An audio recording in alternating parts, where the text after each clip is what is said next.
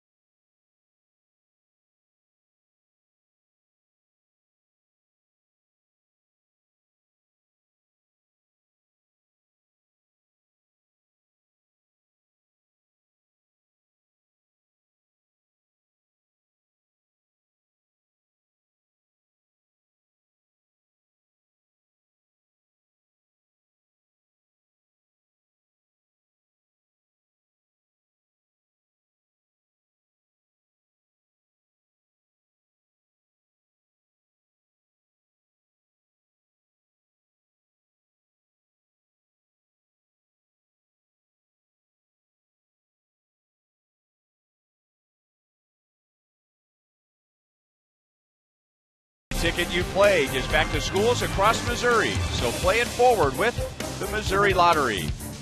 And by your Kansas City Chevy dealers. Visit your local Chevy dealers today for great prices on all the new 2015 vehicles.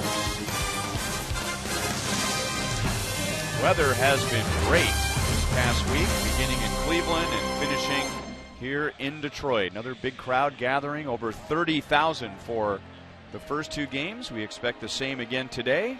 Let's go down to the field. Here's Joel and Monty. Ryan, thank you very much. There was no Herrera, no Davis, no Holland, no Madsen available last night. Monty, let's talk about this. What about the availability of the bullpen today and going forward the rest of the year? Well, in a perfect world, Joel, they're going to try to win every game possible. They understand the importance of the home field advantage, what they can do with that best record. But they also want to try to work this the last 2 weeks of the season so guys will pitch a day and maybe have a day or two off to really kind of get those batteries charged up, being full strength going into postseason. And as for today, who knows? Who knows today? Everybody came out and threw. I think everybody should be available today, but it's a wait and see. It's going to be a wait and see, and we will do that. Most importantly, getting some innings from Chris Bedlin. Let's go back upstairs to Ryan and Hud. Joel and Monty, thank you. It's been a tough road trip. The Royals are 3-6. Today is the season series deciding game between the two teams. We'll say goodbye to the Tigers, and whoever wins today will win the season series. They're tied at 9-game apiece. There was a batting order that came out first, which included Alex Gordon. Ned Yost said he checked with Alex after he arrived and said, "How are you doing?" Alex said, "Pretty good." Ned said, "That's not good enough." So he's going to get today off, and then tomorrow's an off day, but no concern about Alex Gordon. They just want to make sure that they don't overwork that healing groin muscle, which caused him to miss almost exactly 8 weeks. So that lineup today faces big right-hander Alfredo Simon. Okay, Simon, he's a big pitcher with a lot of pitches. He's durable, he's strong. However, he feeds off the aggressiveness of the hitters. And the Royals, we all know how aggressive they are. They're last in the league in walks. But you know what? This guy's got a good split finger. He's going to be a test, but the Royals need to show some patience today off of this big guy. Get him early. The Tigers defensively includes Victor Martinez at first base. No Ian Kinsler today. And Miguel Cabrera will be the Tigers' designated hitter. No Ian Kinsler is a break for the Royals. There's no question about it. He kills them. With the bat and the glove. And especially in this series after the walk-off home run last night. The Royals in the last 2 years have lost 10 games at Comerica Park, and 6 of the 10 have been walk-off. So they have been there, done that, and both of the losses in this series have been walk-off losses. Here's our umpiring crew. That's the crew chief at third base, Gary Cederstrom, chatting with Mike Jerschling. Quinn Wilcott will be behind the plate, with Lance Barksdale at first base, and Ryan Blackney is at second. And you can see James McCann looking up into the sky and shading his eyes from the sun. It's very bright today, so it's going to be tough for the infielders and the outfielders in the first few innings with anything hit in the air. Ben Zobrist takes a fastball for a strike, and here we go.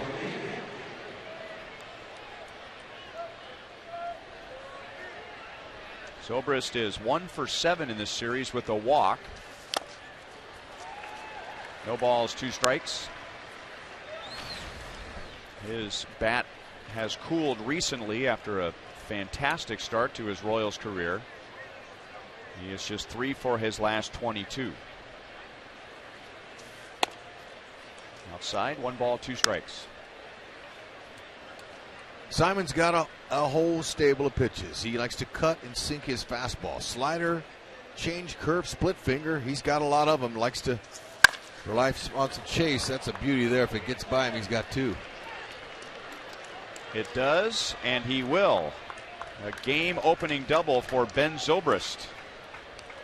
That's exactly what Ned wants out of that number 1 hole.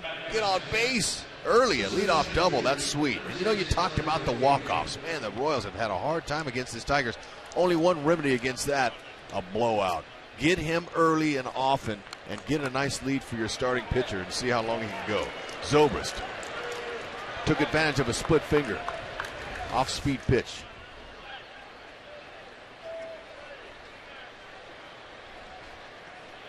With runners in scoring position, Simon's going to go to that breaking ball down low. He's going to try to keep it out of the hitting zone.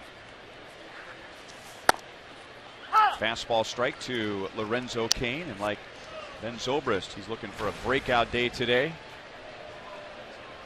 Lorenzo missed the first 2 games of the series, or the first game of the series, and the final game of the Indians series. He tweaked his ankle, and now he goes to right field for a base hit. And here come the Royals with runners at first and third and nobody out. And for Kane, that put an end to an 0 for 13. So both Zobrist and Kane breaking out early today.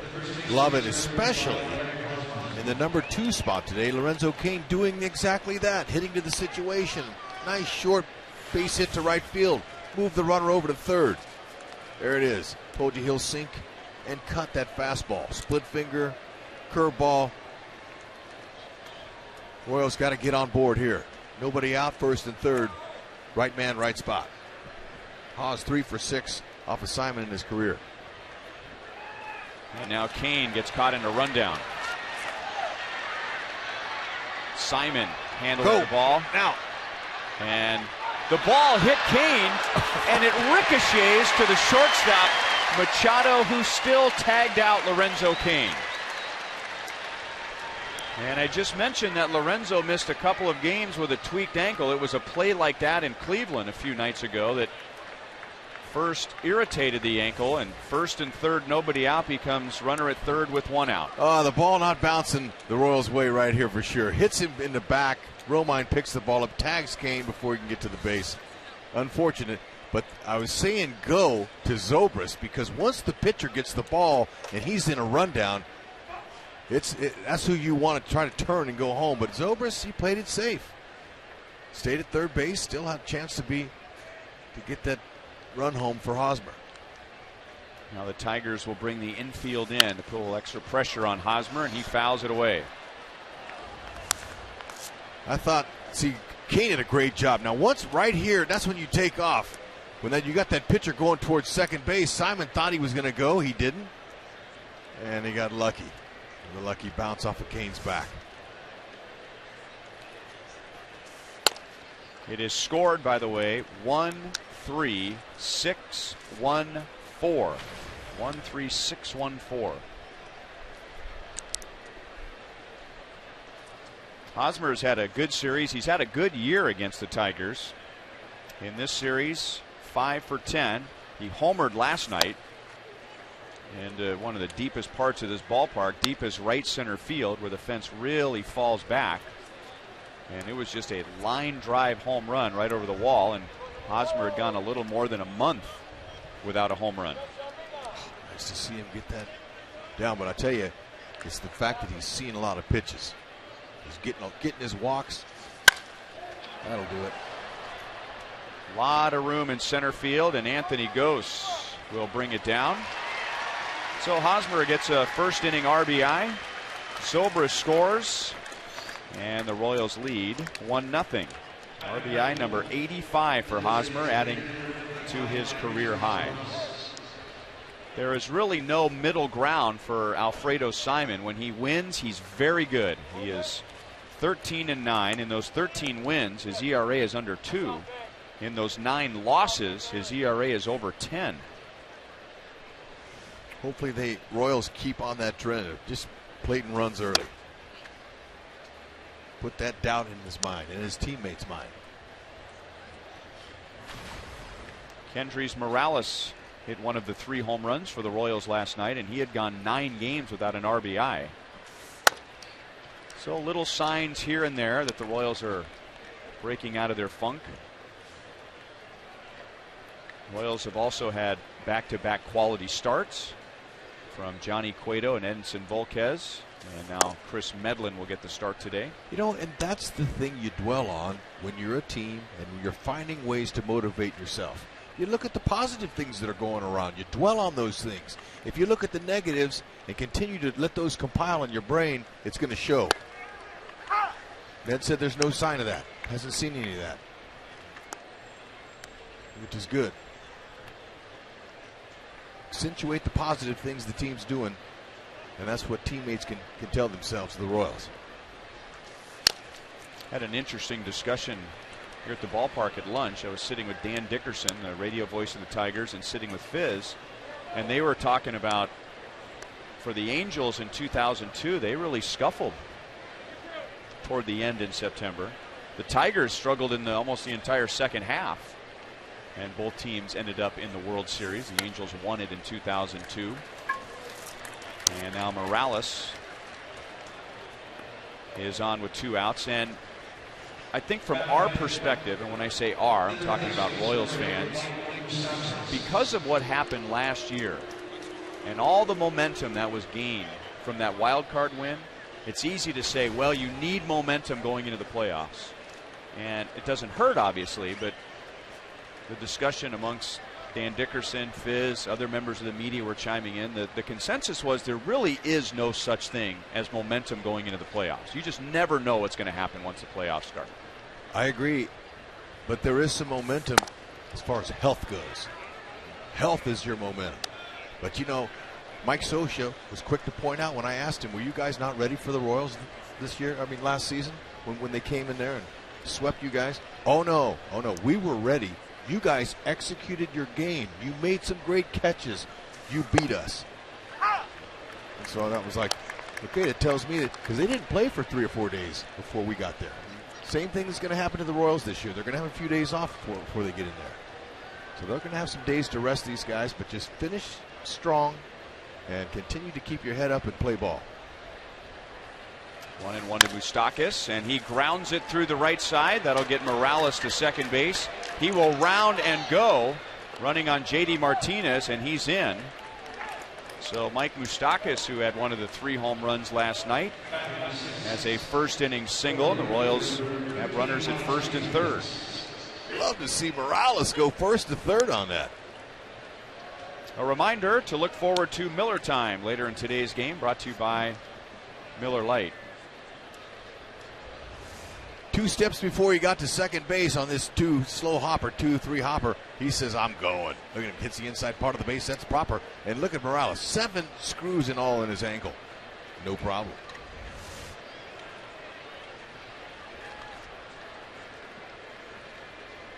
And here's the man with the 9-game hitting streak, Alex Rios. He takes a curveball down and away, ball 1. One final point about going into the playoffs. About last year, I remember going to Baltimore, and the Orioles had just swept the Tigers, and they were winning clutch games at the end of the year. They were winning games like the Royals were, and they wanted the Royals to come to town. You know, we'll take care of you guys, and the Royals swept the series. So 10-game hitting streak for Alex Rios. Morales scores. The Royals lead 2-0. The Royals have 4 hits and 5 base runners in the first against Alfredo Simon. As we continue to banter about keeping your head up and staying positive, the positive on that RBI right there was that Morales went first to third. If he's at second base, they may have to hold him there. So that the nice base running by Morales allowed Rios to knock him in easily there. Doing little things. He may not be a speed guy, but you know, you take advantage of what they give you. Keep that line moving early. Don't be satisfied here. Shorten up and find a gap. Don't just score Moose. Score both of them.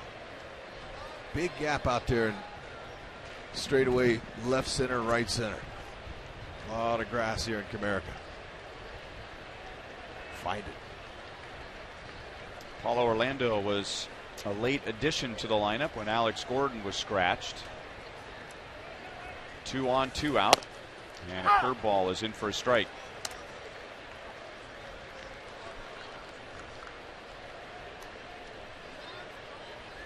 Paulo had a big game on Friday.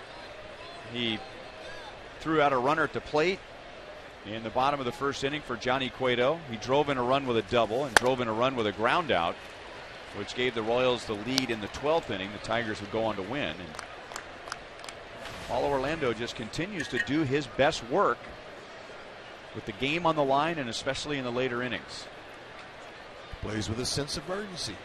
That's one of the things I like about this player the most. He's playing every game like it's his last. And that's the attention you want. And Dale Swaim says, I want my hitters competing up there in their at-bats. I want you to battle like it's going to be your last at-bat. When you take that approach, you're successful. most of the time. Royals saw Simon at the end of April, and in that game they scored 6 runs in fewer than 5 innings. Curveball, it buckled Orlando some, but it stays inside. 2 balls, 2 strikes. So the Royals already felt good before the game started based on what they did against him first time around. Ooh, man. The next time you see a hanger like that, jump on it. Those balls can be hit a long way if you catch them right.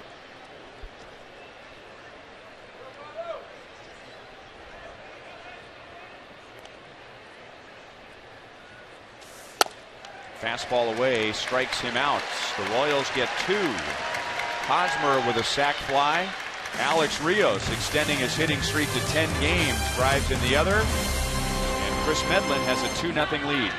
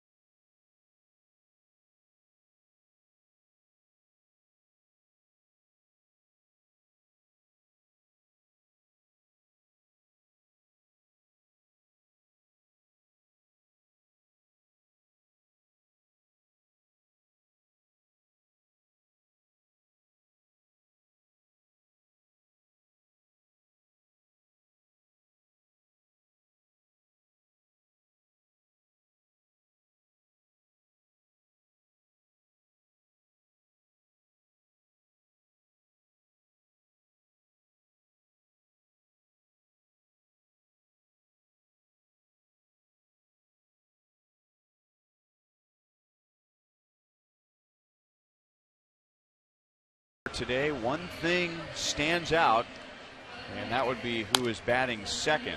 Not Anthony Gose, who you see on your screen, but Andrew Romine instead of Ian Kinsler, who's had a huge series against the Royals, both at the plate and in the field. Chris Medlin will make the start today as the Royals try to avoid the sweep. And Kia puts us in the driver's seat. Chris Medlin has always been a winner throughout his major league career, but if you go back through his last 16 starts, which takes him back to the Braves before the second Tommy John, he is 12-2 in his last 14 decisions with a 2.76 ERA, and opponents are hitting under 230 against Chris Medlin. And he misses outside to Anthony Gose. Last night, Volquez stayed under 20 pitches in that first inning. Hopefully Medlin can get out of the first. For him, it's important. Execute his pitches. And that was the first time on the road trip that a Royals starter had thrown fewer than 20 pitches in the first inning. Yikes.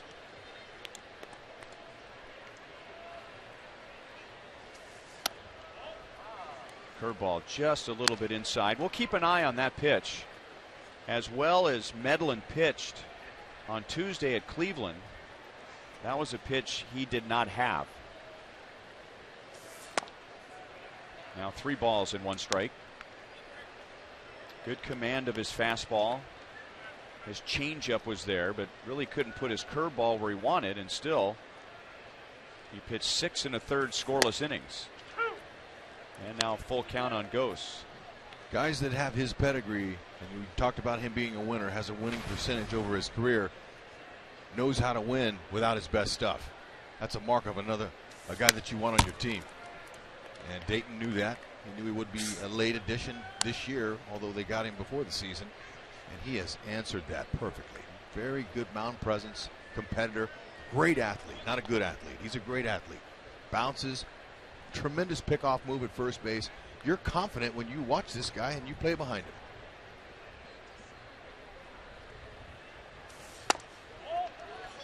All right, Drew Butera, he was ready to throw that thing around the horn, thinking it was strike 3. Strike zone seems a little tight. We'll see what happens the rest of the day. Just a little bit outside the grid, so not a bad call by home plate umpire Quinn Wolcott. Now, you know, in Medlin, he pitches to contact anyway. He's induced 4 ground ball double plays. He'd like to do it again. Nice to see Colon out there getting some action. Escobar been scuffling a little bit with the bat, and he's injured got a bruise on his elbow, got hit by a pitch a couple nights ago. But this young man here, just make the plays that you're supposed to and get one big hit. He's good for that. 0-1 on Andrew Romine, and to that point, Colon, starting at shortstop last night, had 2 hits, and 1 hit was a big hit. Drove in a second run in the Royals' 2-run 7th inning to give the Royals the lead. He's shown that in his last year, last season, this year that we've seen him. Very calm. Colon has the ability to slow the game down, a lot like Chesler Cuthbert, another young player that hasn't been overwhelmed since he's been here.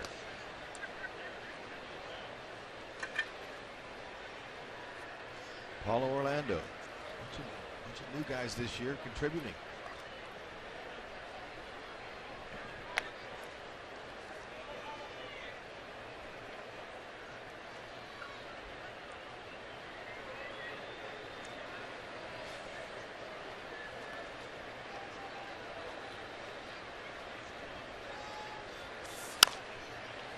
Late swing and a foul ball, and it's still 0-2 on Romine. Romine has started a game at shortstop in this series.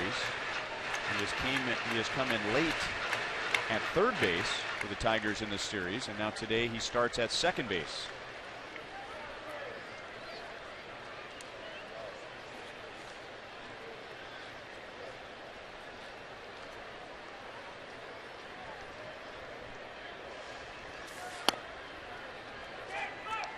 One and 2. Medlin also on Tuesday at Cleveland really kept the ball down, kept his infield busy, and of his first 12 outs against the Indians, 11 were on the ground. Time to roll it up. Lays off the breaking ball, 2-2. You know, Medlin, he gets the ball home plenty quick to get ghosts if he does go. He's got 21 steals this year. And Drew Butera's thrown out 36% of runners, which is a great mark.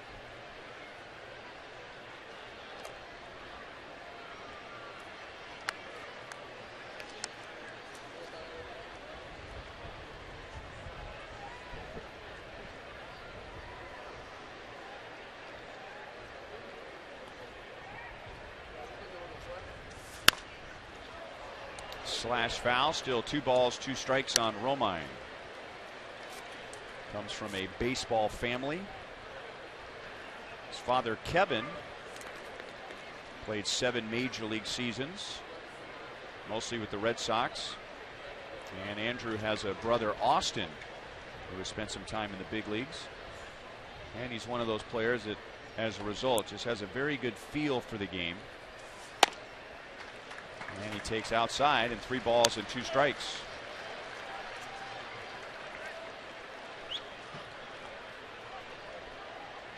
It was Romine in the 9th inning last night that hit the fly ball to center field, and it looked like a sacrifice fly to end the game, but after the review, Kinsler was out at the plate.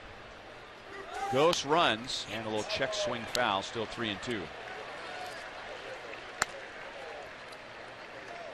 Our AT&T U-verse rewind, talking about those 2 walk-offs last night. The Tigers thought this was walk-off number 1, and they came out and they celebrated, dumping the Gatorade. After the review, the call was overturned, and then 2 innings later, Ian Kinsler with the second on-field celebration with the home run against Miguel Almonte.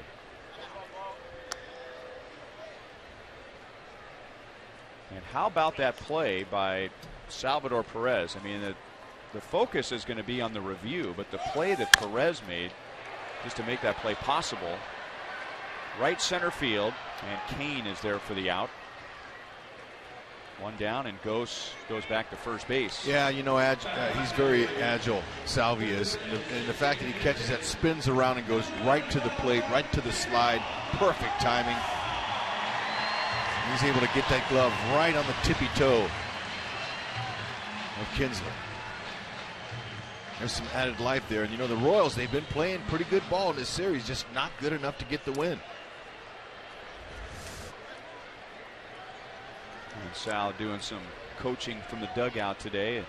He'll get 2 days off with the off day tomorrow, and his numbers have been outstanding this year, coming off an off day. Miguel Cabrera is the designated hitter.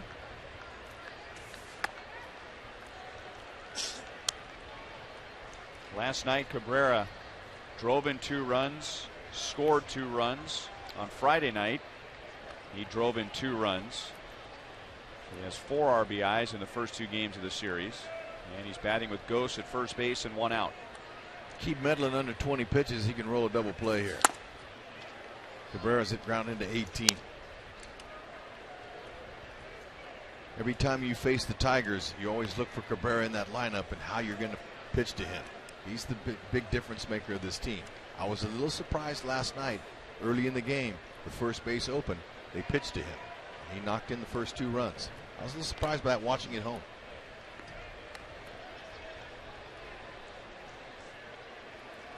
He is one of the best hitters in the game for sure.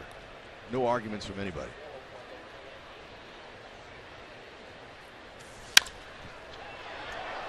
Very high to right field and near the line. Alex Rios runs into a shadow. 2 outs.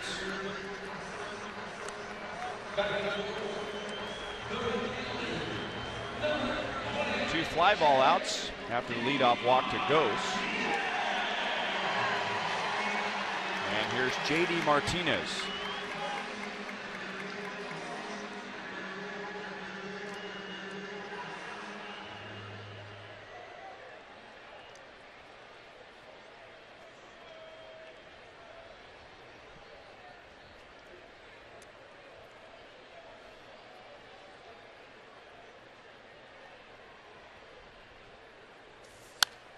Good swing by Martinez. He fouls it away.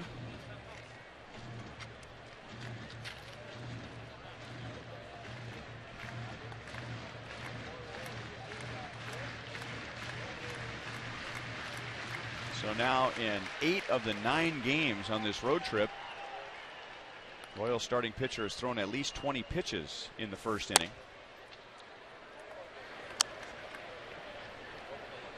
All year, they've done a very good job with J.D. Martinez, and we thought his breakout year was last year, and it was. And he wore out the Royals. 5 home runs, 15 RBIs. He hit .446, and a little pop-up to Medlin. This year, no home runs and 1 RBI against the Royals. Medlin has a scoreless bottom of the first.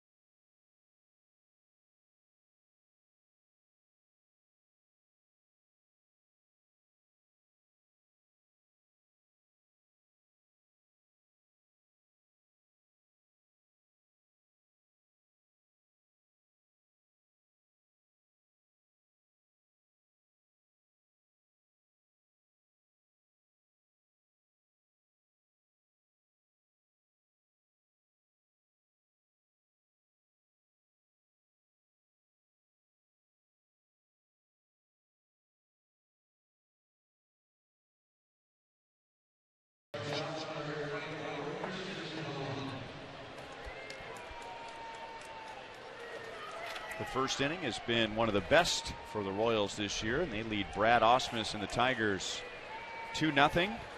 Hosmer and Rios drove in runs against Alfredo Simon. Christian Colon had 2 hits last night, an RBI and a stolen base. Starting at shortstop again today, and that'll give Alcides Escobar 3 days off, including the day off tomorrow. That's a physical break from the bruise on his left elbow, and maybe more importantly, a mental break for 3 days. Yep. Secure lots of times for some guys. Hope it's the case for Esky. Got a little sleeve on that left elbow. He was drilled on Friday night, and that's the 3rd hit of the series for Colon. It is the 4th hit of the game, 5th hit of the game for the Royals in 1+ innings.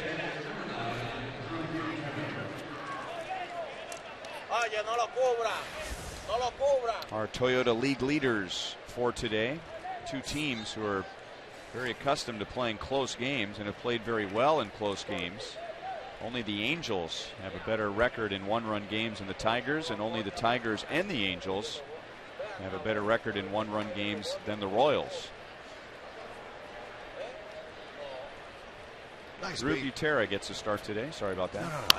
Beautiful. I was just going to talk about Drew and his ability to handle that bat, and that whether they call him to bunt here or not, he can move that runner, and he did. Colon with a nice base hit. Short, just trying to put that ball in play out there.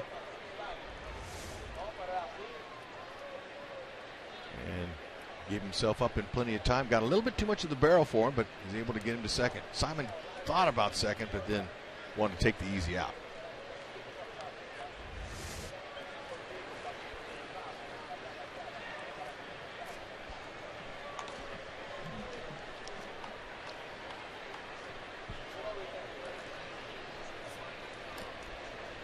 Ben Zobrist opened the game with a double down into the right field corner and scored the first run.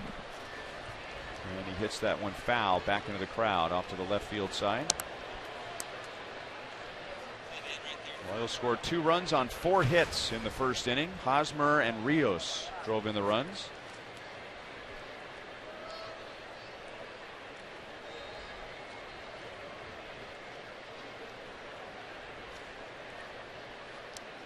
Big Alfredo Simon, as in 6'6", 267.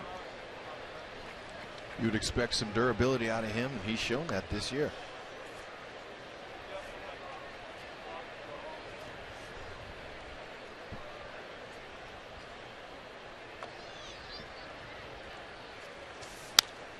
Good swing. Got a pitch up. No balls, 2 strikes. Likes to go to that split finger in situations just like this.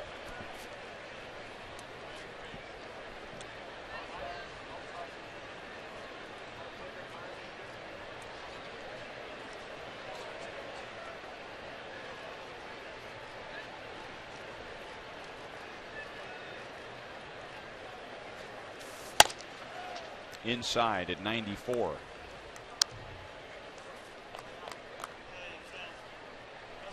That's the pitch that Zobrist hit for his double, was that split finger. Maybe Simon's saying, I'm not going to give him that one again.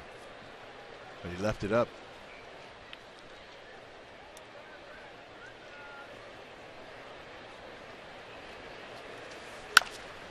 Now going the other way and fouls it away.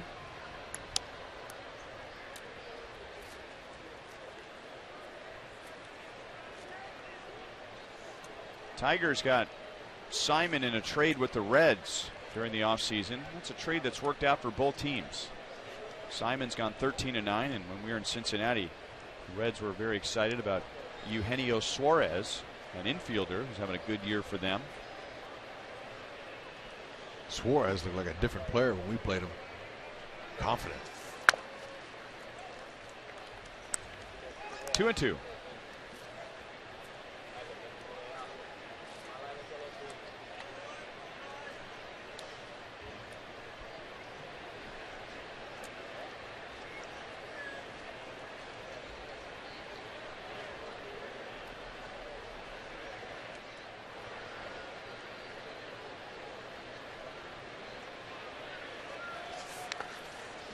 Full count.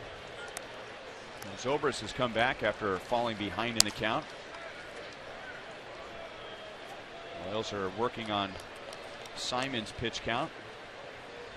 36 with one out in the second inning.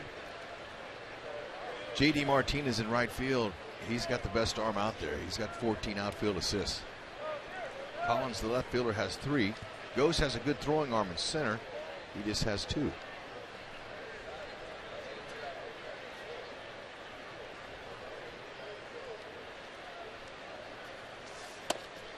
Zobrist takes a walk. Simon second. And the Royals have already had 7 base runners in the first 2 innings against Simon. So they've got him on the ropes, and we're only in the second inning. Zobrist coming off of a 0-2 count, milks a walk. Keep that line moving, get a couple more big hits.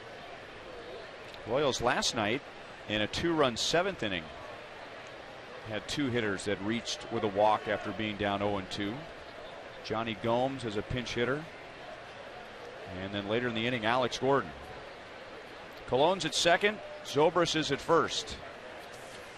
Kane takes a curveball inside. Lorenzo had been hitless in his previous 13 at-bats when he singled to right in the first inning.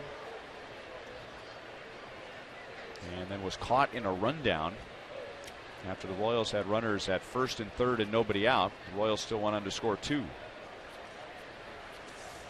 That breaking ball stayed up, and it's pulled foul. Base hits to the opposite field are a hitter's best friend. You see the ball longer, you wait on it, and it really lets your eyes tell your hands to react quicker on that ball inside. You can pull that one. So that big curveball, Kane was just out in front of it. Middle of that field. That would have been a ball. 1-2.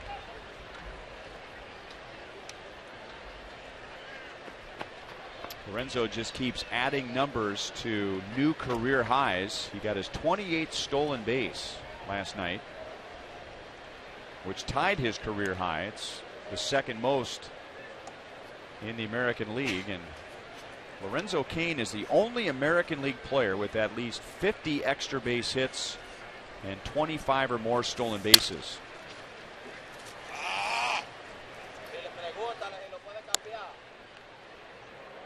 He joins Carlos Beltran, who did it 4 times, Johnny Damon 3 times, Amos Otis 3 times.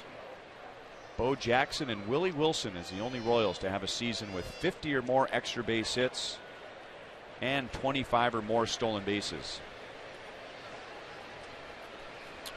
Ned Yost knew this season we would figure out what kind of player Lorenzo Cain was going to be after coming off of that great postseason. And they're not disappointed at all. And I tend to say that Lorenzo Cain has bigger numbers in his future if he continues to stay healthy. He's finding out that he can do it all. And that's the second time in the at-bat that he chased a fastball down and out of the strike zone. Now Simon gets a big strikeout. That is his second, and there are 2 down. And I talked about it before the game. He feeds off of aggressive hitters. That falls right into his hand. Came in with 63 walks and 166 and 2/3 innings. And it tells me he's not throwing a lot of strikes. 2 on, 2 out to Hosmer. He drove in a run in the first inning with a sacrifice fly. Curveball doesn't have a lot of bite to it today. Somebody's going to jump on that. You can see it. Gives you a little bit longer to pick up that rotation when it comes out of his release point.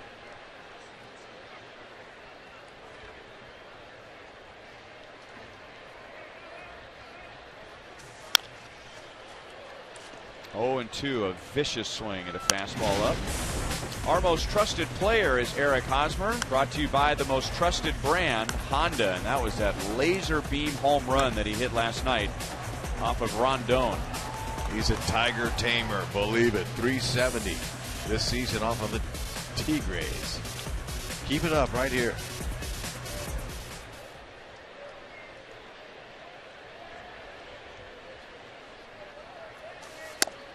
That pitch was supposed to be up, and it missed badly. It missed down and into Hosmer. 1-2. Zobrist at first. Colon is at second.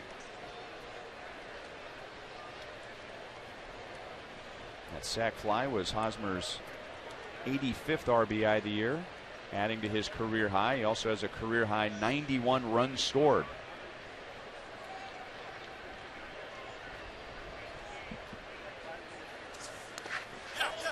Started to go. No swing. Gary Cederstrom is the third base umpire. 2-2. 46 pitches for Alfredo Simon. So the Royals, with every pitch, are inching closer and closer to a beleaguered, to say the least, Tigers bullpen.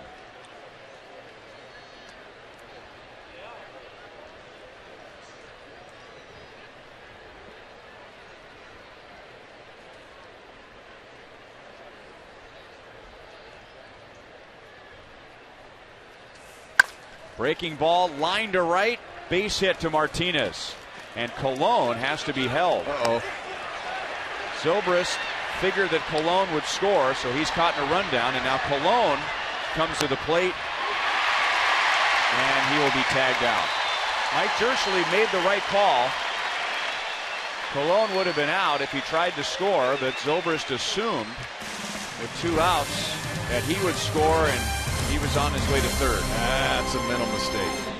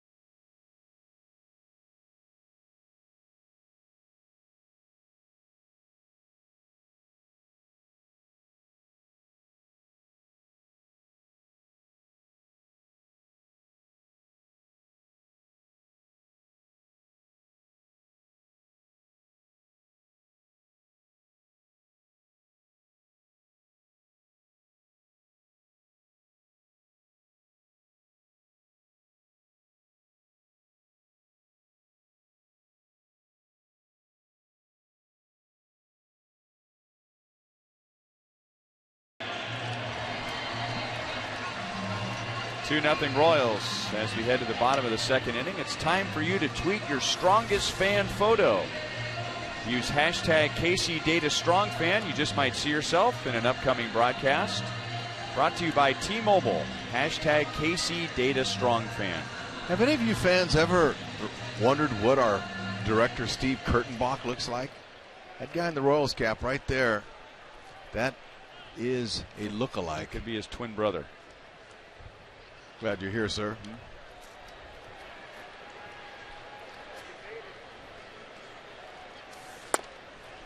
Check swing, no swing. Ball 1-2, Victor Martinez. Martinez homered in the game last night. He had gone 32 games without a home run. So both he and Eric Hosmer put ends to long home run droughts. He had a 2-run home run against Chris Young in the 7th inning and drove in 3 in the game. He has 4 RBIs in the series, and that was a home run swing. He missed. 2 balls, 1 strike.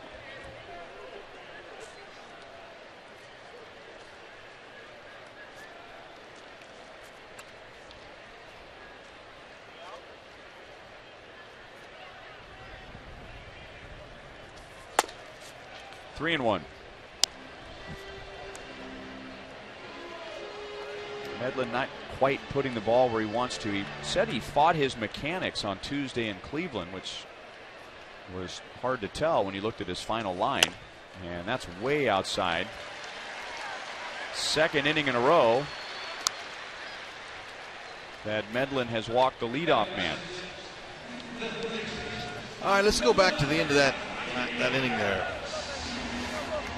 See, Colon's being held. When you're the trail runner, you've got to look up and see what the traffic's doing ahead of you. Zobrist hit second base, put his head down, and went halfway. And that's a mistake that normally a veteran player doesn't make, but it's unfortunate. They might have had a chance to get another run depending on what the next hitter would have done. But and Zobrist actually kind of hesitated around second base. It looked like when he saw J.D. Martinez throw to the plate, he figured there was going to be a play at the plate. He was kind of slowing down and looking. Yeah, as he hits the base, he's going to look over his shoulder to the right field, and that took his eye and focus off of what they were doing ahead of him. So when he saw that throw, he figured, well, Colon's going to the plate. There's a play at the plate. Third base will be wide open, and that's not quite how it worked out. And, you know, even veterans need to be taught a little bit here and there, just reassured of what's going on, and I'm sure Rusty Kuntz was able to address that when he got in there in the dugout. Good fastball, 1-2 on Castellanos.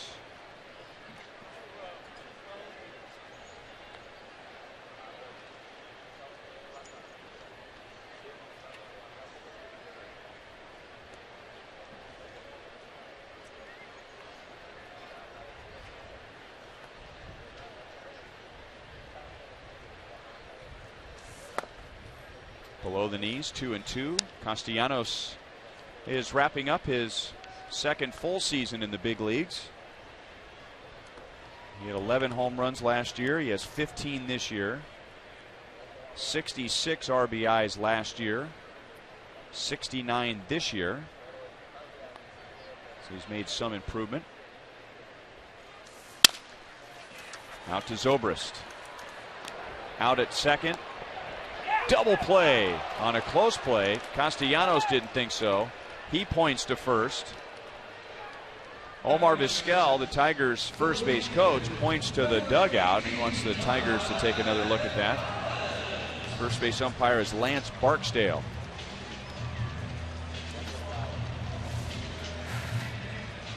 First man sure, second man quick, and Colon got rid of it quickly over there. Well, he's out. We'll have to see if they want to replay it. And they do.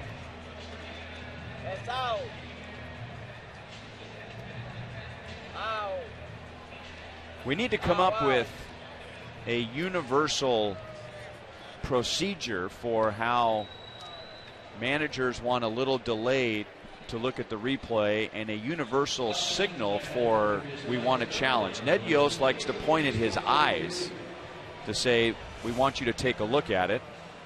Brad Ausmus pointed at his ears, meaning we want you to get the headsets on.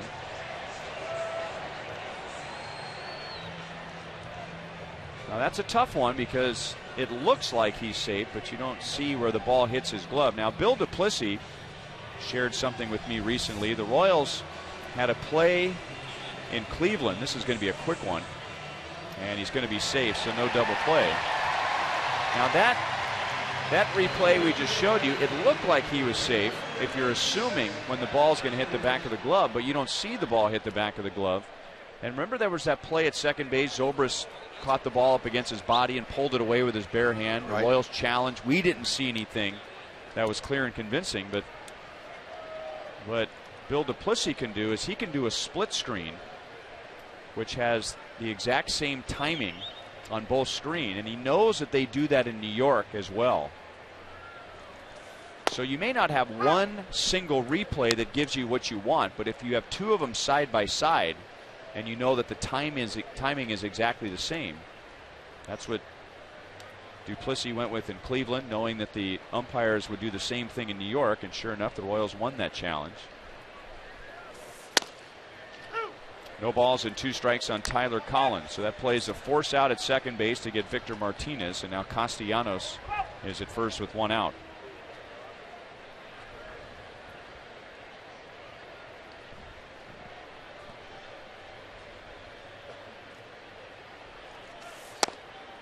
Good movement. 3-pitch strikeout.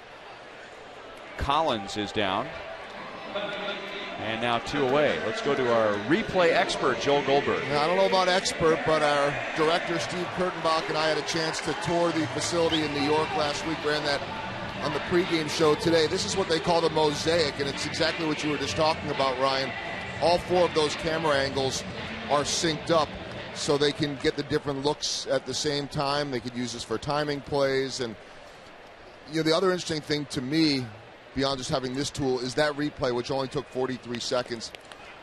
They may have already had that thing reviewed and looked at in New York before the Tigers even asked for that challenge, because they're already queuing everything up on a back bench, and then they're feeding that over to the umpires, and they're looking at all those different angles to it. 0-1 on James McCann.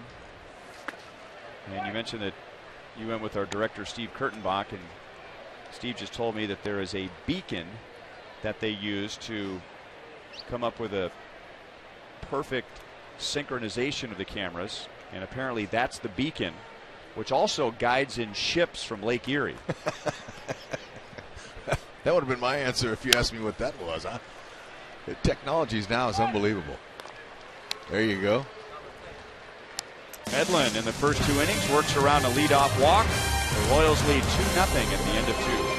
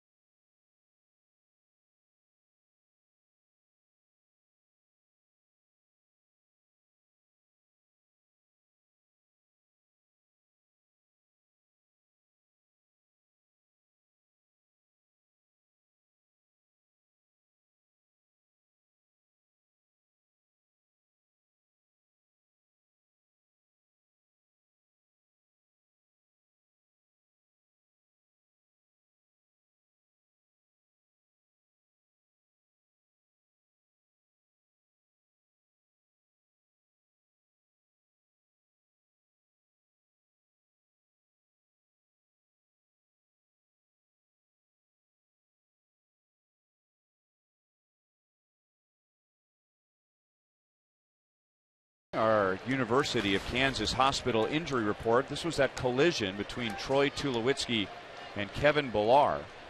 And Tulowitzki fractured or cracked his left shoulder blade. It was a pretty harmless collision, it seemed, with Pillar. Tulowitzki is done for the regular season. They're hopeful that he can come back for the postseason, and the update is his range of motion is starting to return. But that would be some kind of recovery to come back from something like that for the postseason. The Royals got some help from the Red Sox yesterday. Boston scored 5 runs in the 9th inning and beat Toronto. So with the Royals lost, the Royals still have a 1-game lead over the Blue Jays in the quest for the best record in the American League. And at the moment in Toronto, it is 3-0 Blue Jays in the top of the 4th inning. The shortstop Goins is doing a nice job replacing him. I saw a play he made in the hole. It was unbelievable. It was a shallow left on the run and threw the guy out at first. Getting some good replacement from him.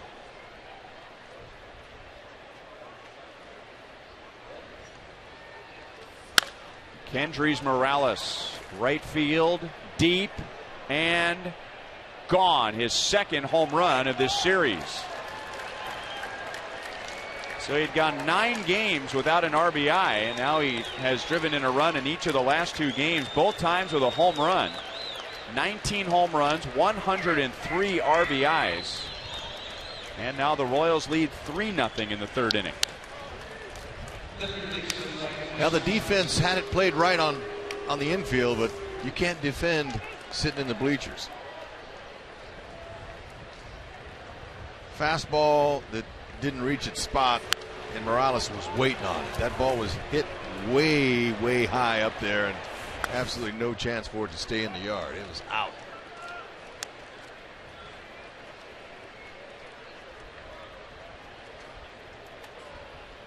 That is 7 hits for the Royals in 2+ innings against Simon.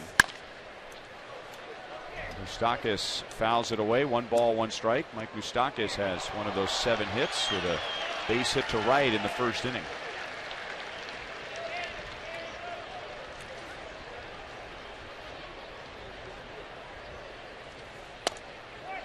Two and 1. Oh, the bantering in the dugout. That's always fun. Especially with Salvi. When Salvi's not playing, that's a whole different bench life in there. Shallow left. Collins is there. He'll make the play. 1 out in the top of the 3rd. Well, students, if you've been missing out all year, here's your last chance to come out to the ballpark and mingle with friends and enjoy food and drink specials, especially for you. And listen to live music from local Kansas City bands. Coming up on Wednesday, the last student night, Me Like Bees will be performing. You can get your $8 tickets at the box office or at royals.com/student night. Me Like Bees. Yeah, we like them too. And I hope they sound good and we'll be listening.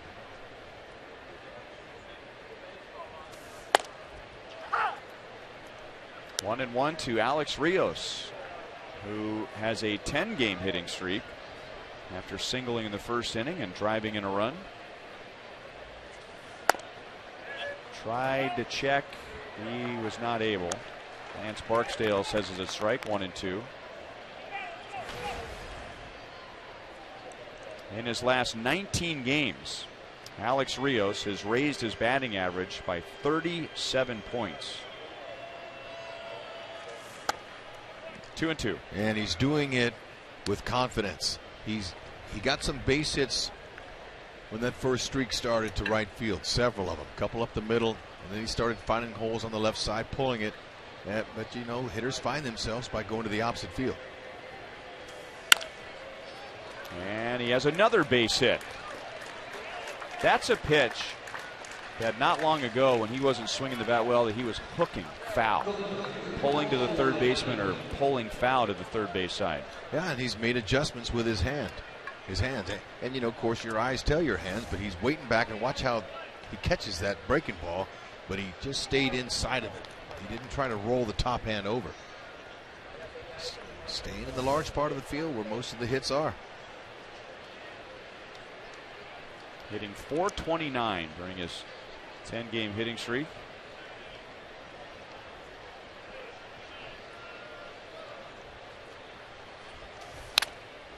Paulo Orlando jumps on a fastball and fouls it back. It was a fastball that struck him out in the 1st inning, so he was ready for a first pitch fastball. Royals have had 10 base runners already, and there's 1 out in the 3rd inning. Simon's been making a lot of mistakes up in the zone, and the Royals aren't missing.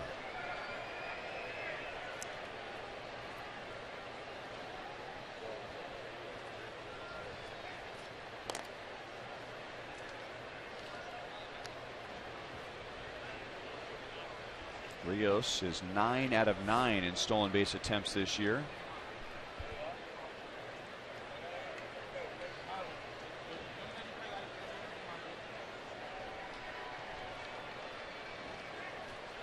Tigers grounds crew still puts a little extra dirt or sand in the area around first base.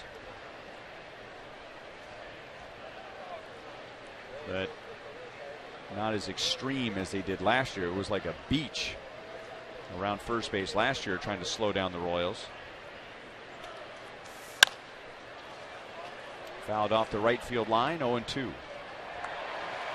Nice grab by a Tiger fan with his glove, with a couple of kids who also brought their gloves. Way to go, Dad. Yeah. What do you think it means when a dad catches the ball and his wife, if it is his wife, immediately starts laughing? I think she... Or the people around him start laughing. Yeah. She's cheering, but I mean, she's also beside herself.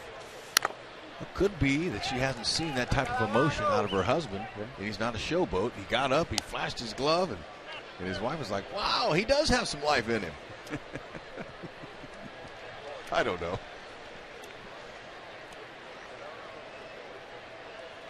She's telling everyone else to calm down. Right. She's the one that needs to calm down. But she's telling him, see how he slowed the game down, guys? Is he going to make that play? Get a little love from the usher? I can't believe it. I haven't seen him pop out of his chair that fast in 20 years. Rios takes off, and Orlando cranks it to deep left field. That is gone. Paulo Orlando hits his 7th of the year. And the Royals have a 5-0 lead in the 3rd inning. Well, remember a few innings ago I told you about that curveball. It didn't have a lot of depth to it. It was kind of flat, and someone was going to jump on it. And here it comes. Oh, yeah, that's got a hanger. You hang it, they'll bang it. Beautiful stroke. Get up underneath that ball and get some backspin on it. 2-run shot. Give Medellin a little bit more of a cushion. And that never looks good after a 2-run home run. The Royals been going deep in this ballpark. 2 home runs today, 3 last night, and now Colon hits one into center field.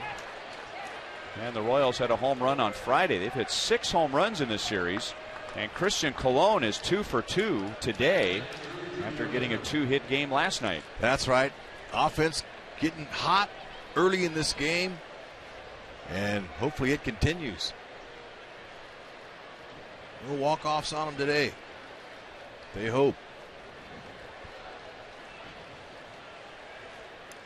And now timeout is Tiger pitching coach Jeff Jones is already making his 2nd trip to the mound. And that's in the first 3 innings. Simon is 2 pitches shy of 70. And they begin to stir out in the Tiger bullpen.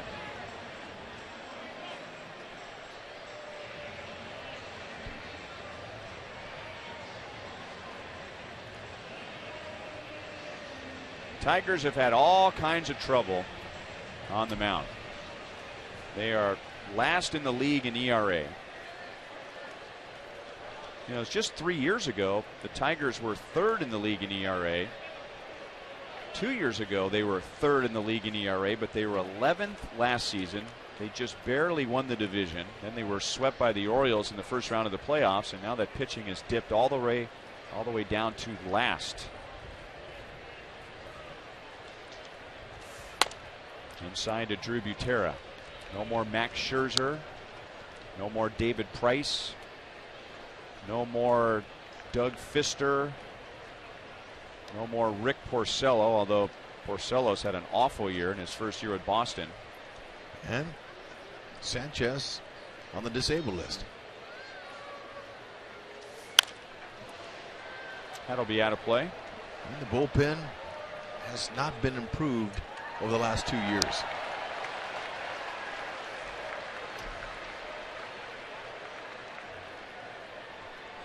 10 hits for the Royals in 2 1/3 innings. And only the Tigers have more in the major leagues.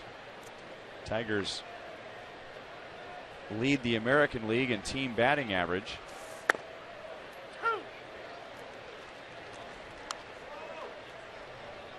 Five runs, 10 hits in 2 1/3 innings. It's not the line you're looking for. No, but that's what the Royals line's looking for. Mistakes. Get a lead for a starter. Get back in that little frenzy style hitting mode. Get that feel back, that mojo we've been talking about that hadn't been happening on this trip.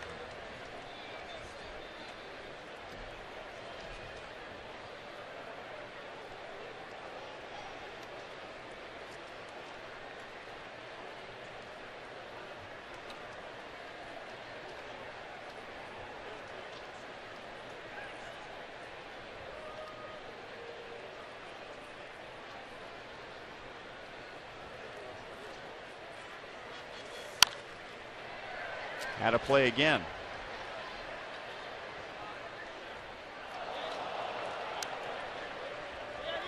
Oh, we showed you in the early innings that Alfredo Simon, when he wins, he's very good. When he loses, he is very bad. This is his 29th start of the year, and in 11, he's given up 5 or more runs.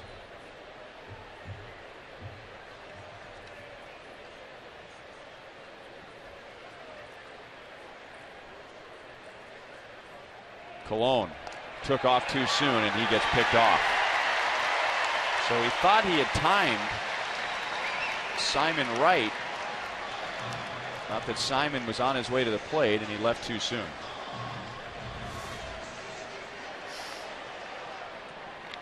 Whoops. And he makes a perfect throw to Martinez over the base.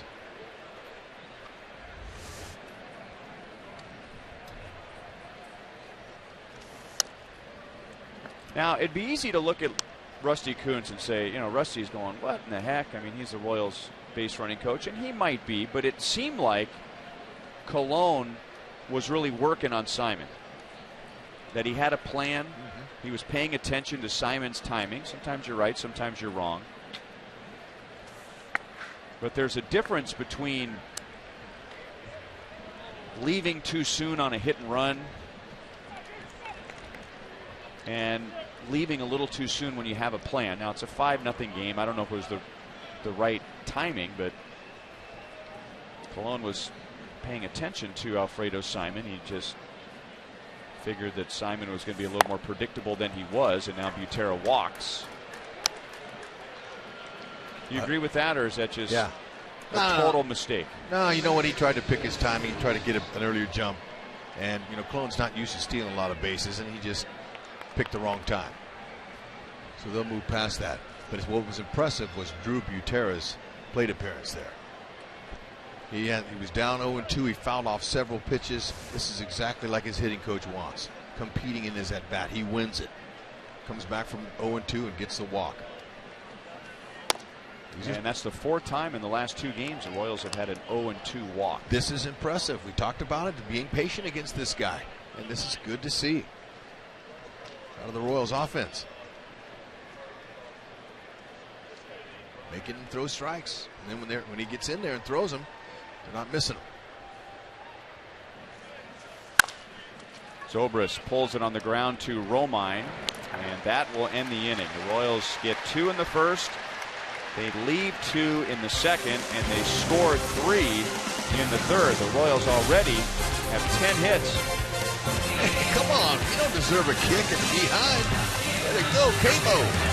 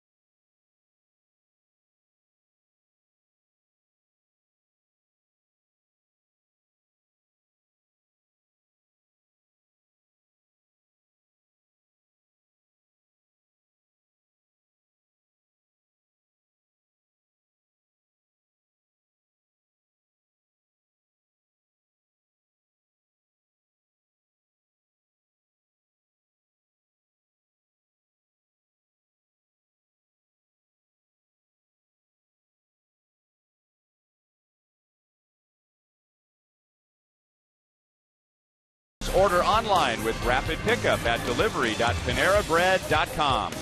By Menards, save big money at Menards on all your home improvement needs. And by Chrysler, celebrate 90 years of innovation and get a great deal at the Chrysler Anniversary Celebration event.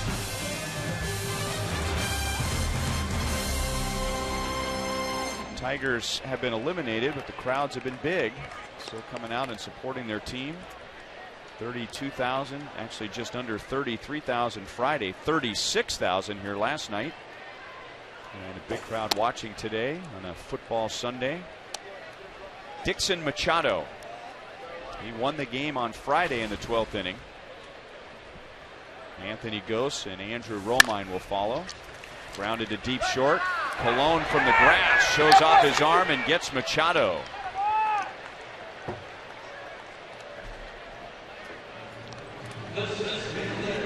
Nice play by Colon. He's able to get his feet underneath him and didn't have time to find the grip. He had to get rid of it quickly. Several steps to his right, plants and fires over the top. Quick release. Nice.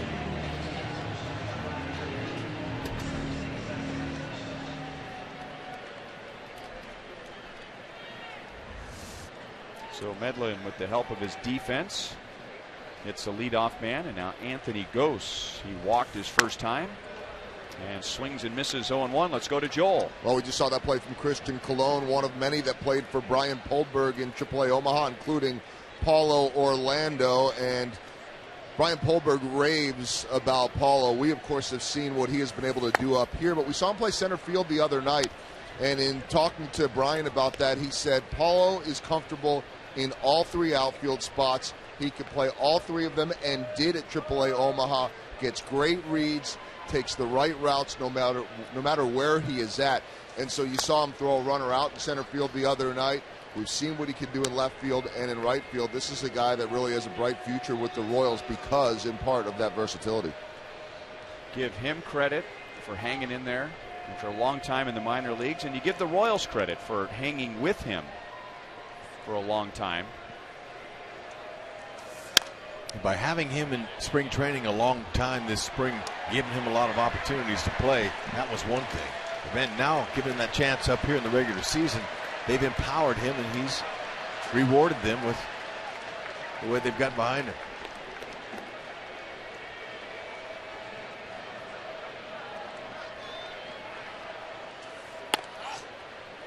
Two and two on Gose.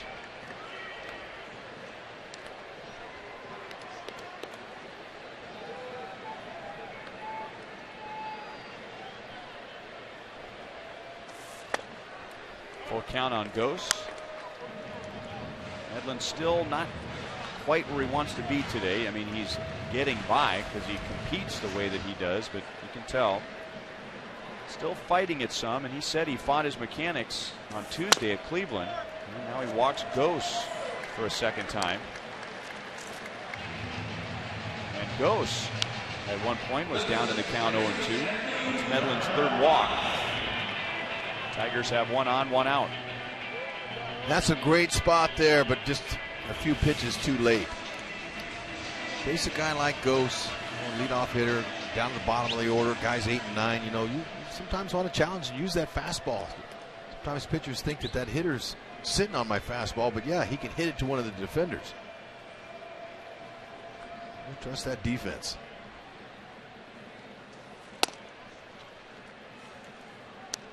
Romine takes ball one. He was out on a fly ball to Kane in center field in the first inning.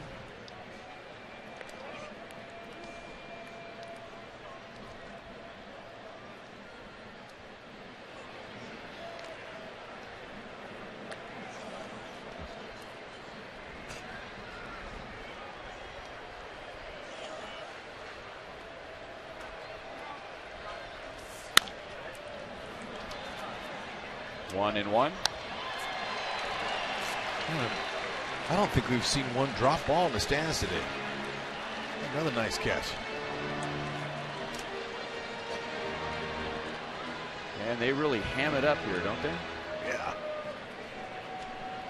Is he trash talking his own son? Oh, but he gave it to him. Caught it on the line. I saw it. 2 balls, 1 strike. There it is. Souvenir for life. With Rob Manfred's signature on it. And when the commissioner joined us in the booth earlier this year, he said that's the best part about being commissioner, his signature on every Major League Baseball. 3-1. Medlin still continues to fight it.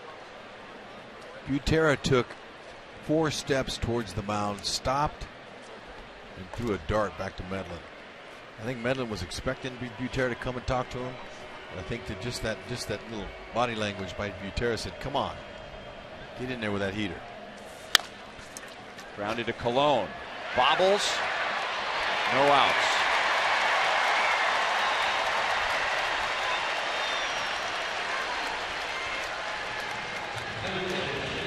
Well, that's unfortunate. Colon tried to be too quick.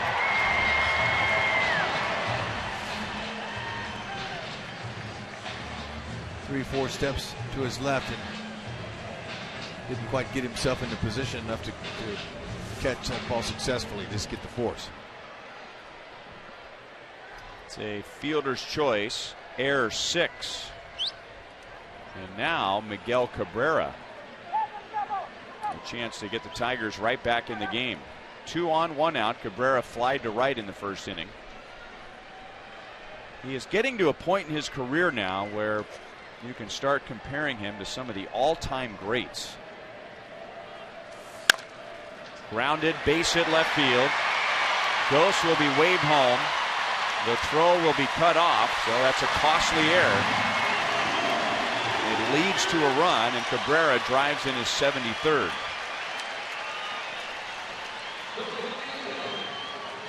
Academy Sports and Outdoors leaderboard.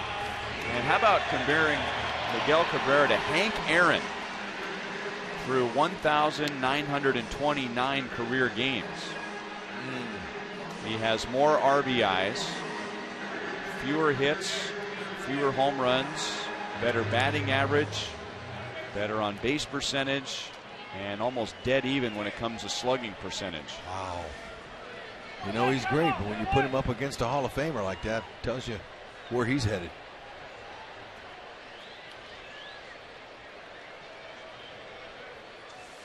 First hit off of Medlin. With the right idea, I'd like to get J.D. Martinez to hit one at somebody in the infield. He popped out to Medlin in the first inning.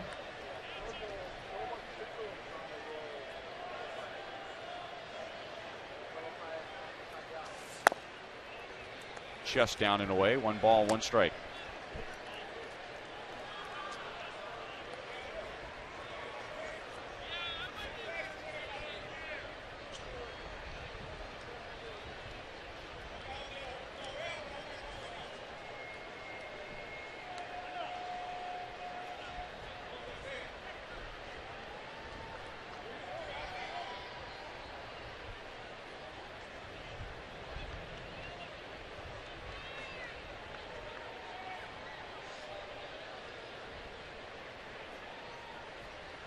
And now Medlin and Butera are trying to get on the same page. And they need to here with a hitter at the plate who has 37 home runs. 1 mistake, and this could become a 1-run game. Great pitch. 1 ball and 2 strikes. And he threw that ball with conviction. That was beautiful. 2-seamer. Starts outside, hitter sees it out, lets go, forgets about it, catches the plate. You can see the wind moving Medlin's shirt sleeve. The wind is blowing in. And hit to left field. The wind will blow it back. Orlando is there. Romine tags and holds. So once again, the Royals come through against J.D. Martinez with a runner in scoring position. They have really held him down this year compared to last year. Incredible. Just 1 RBI this year? He had 15 against the Royals last year. It's a great job. So this is bonus time. The Royals should have gotten it out on the ground ball from Romine. And if they had, the inning would be over. Instead, Victor Martinez comes to the plate with 2 on, 2 out. Medlin walked him in the second inning.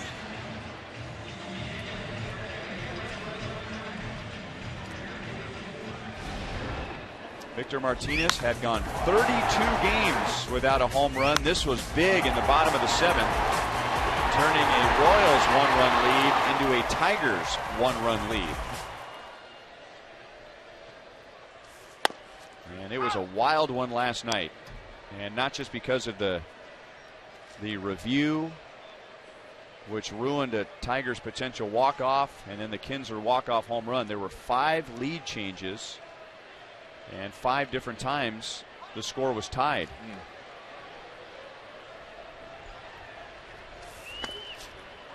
1-1 on Victor Martinez.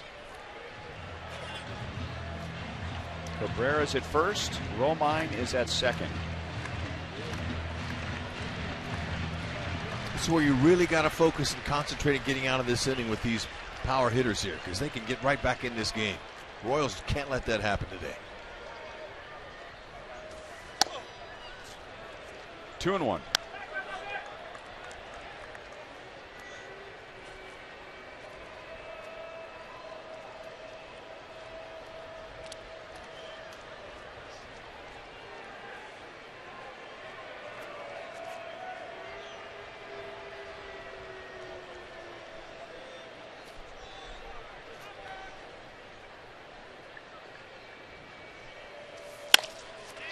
Into center field. So the air has led to 2 runs. And now it's 5-2.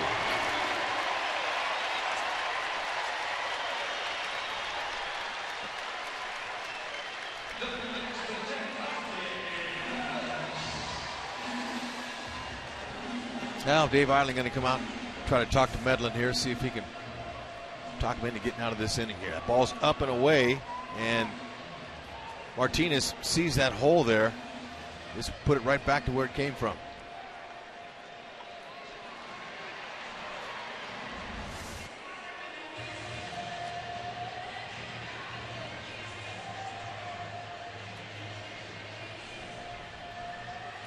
And Medlin's at 61 pitches, so he's averaging 20 per.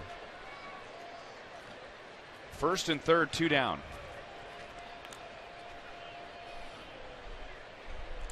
Boy, you can be on the top of the world 1 minute in this game and feel like you're at the bottom the next moment. This inning began with an outstanding defensive play by Christian Colon.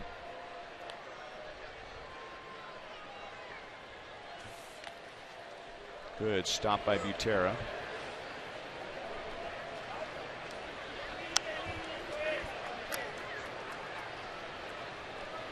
Castellanos grounded into a force out in the second inning.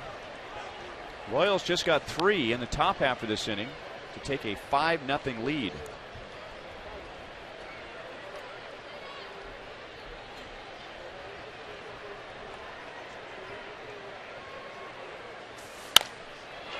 Base hit right center field.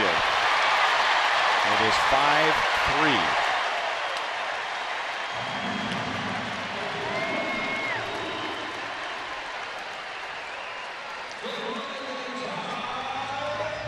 See how the scorer sees it, but all 3 of these runs should be unearned.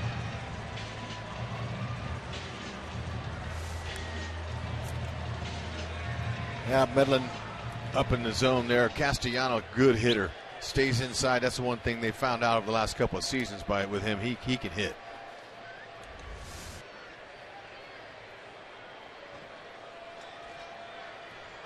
Found out he doesn't have as much range at third base and is as good a third baseman as they thought, but they definitely know he can hit here. Collins going for it all. Medlin struck him out in the second inning. That's Medlin's only strikeout. In fact, Medlin, he can pile up his strikeouts. I don't know if you'd call him a strikeout pitcher, but he is not all contact.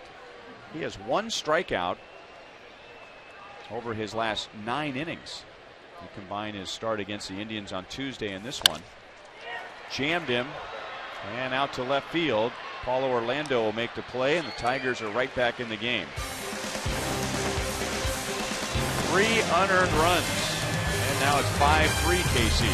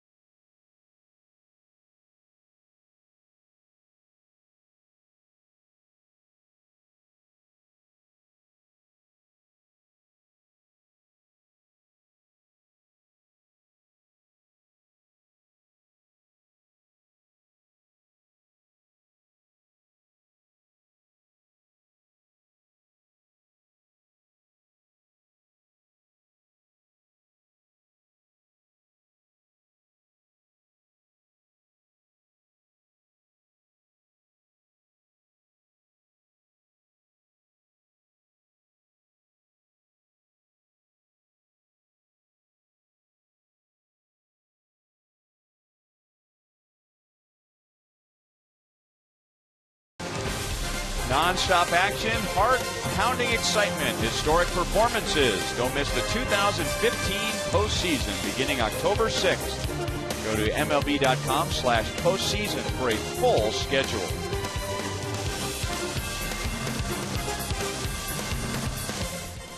Man, Sammy Abramson's so good.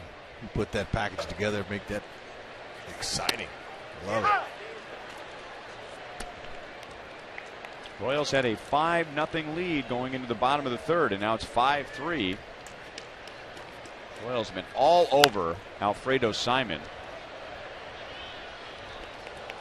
Lorenzo Cain struck out his last time up. He singled his first time. The Royals already have 10 hits against Simon in 3 innings.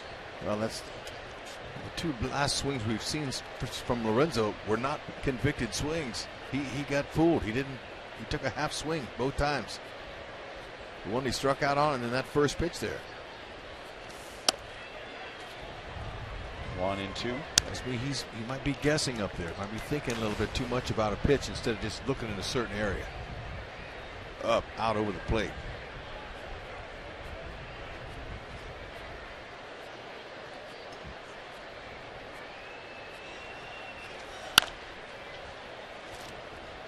Still 1-2.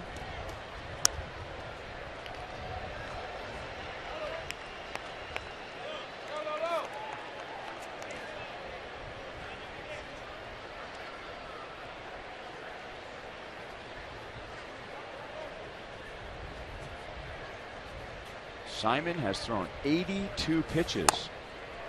Boy, Lorenzo, he is just all mixed up against Simon. In his last 2 at-bats, he did single his first time up, but in his last 2, he has just not seen the ball at all. Yeah, this is an emergency hack. We haven't seen him swing like that all year. And that's 3 swings in the last 2 at-bats we've seen like that.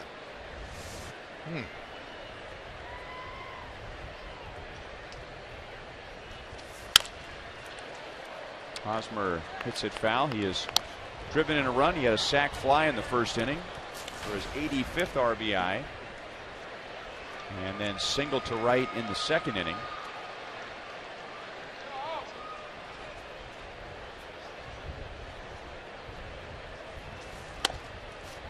One ball, one strike.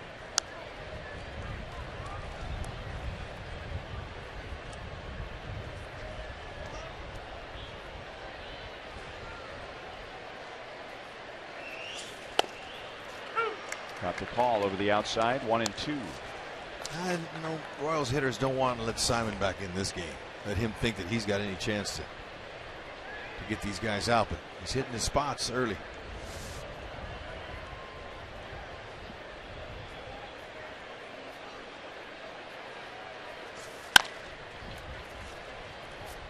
Just foul, still 1-2.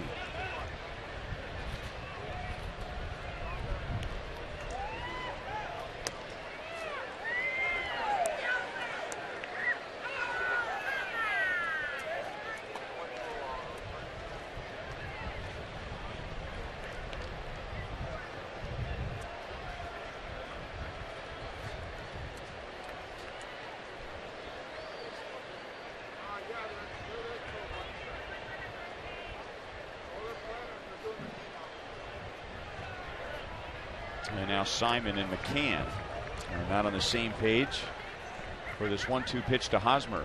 Kendrys Morales is on deck.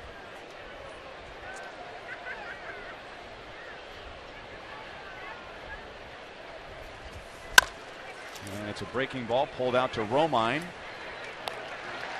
2 outs.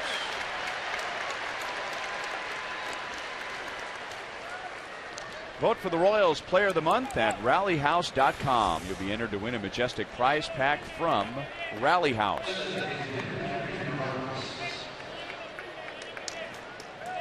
Morales' career high for RBIs is 108. These were the totals before today's game. He is 5th in the league. He's also 2 doubles shy of tying his career record, both from the same year, 2009, when he was an MVP candidate with the Angels. 108 RBIs, 43 doubles. And then that freak accident after a walk-off grand slam in May of the next season, and he was off and running again that year. A walk, a home run, 2 runs scored, and an RBI for Morales so far today. Back to left field. It is gone. Oh, man, into the wind. I didn't think it had a chance to leave the ballpark. But looking at Collins, the outfielder, he was run out of room quickly. Nice opposite field pop-up that went out of here, and wind didn't help it one bit either. So that'll tell you about the strength of Morales, the fact that he's off balance, and he's able to go the other way with an easy swing like that, just how you meet it.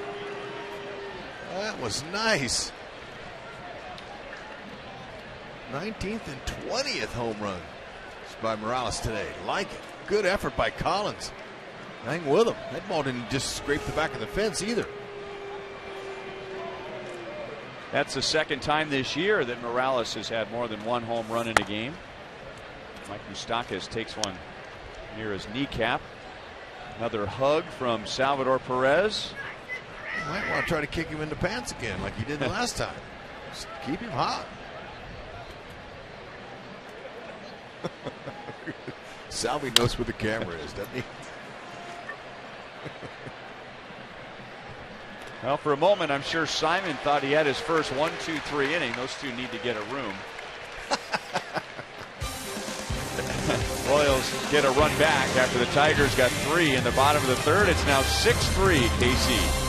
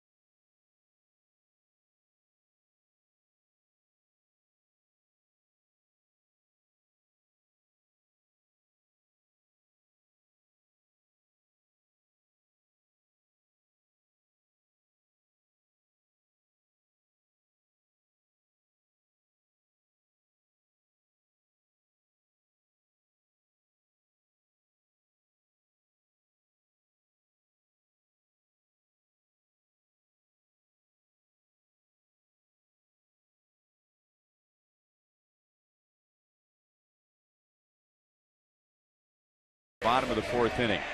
If you want to ensure postseason tickets to the American League Divisional Series at Kauffman Stadium, well, then placing a 2016 season ticket deposit will guarantee the right to purchase tickets to every potential ALDS game at the K.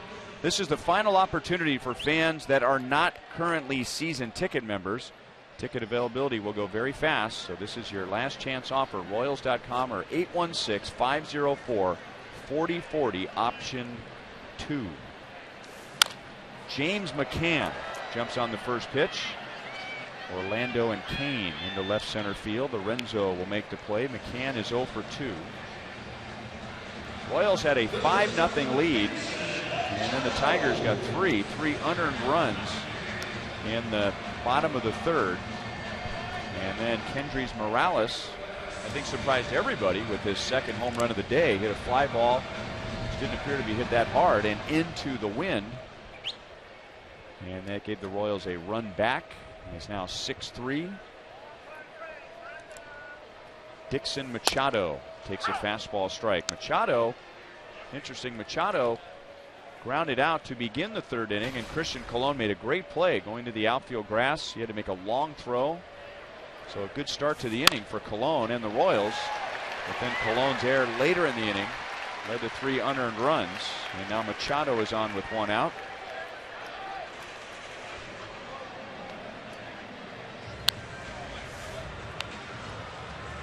Machado got one up.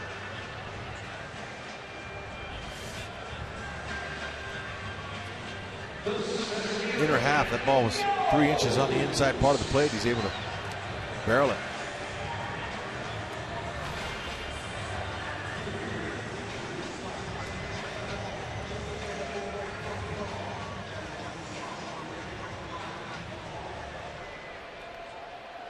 Anthony Gose has walked twice. And in getting his second walk, he truly earned it. He was down 0-2 and fought back to get a walk and scored a run. And a fastball right by him. No balls and 1 strike.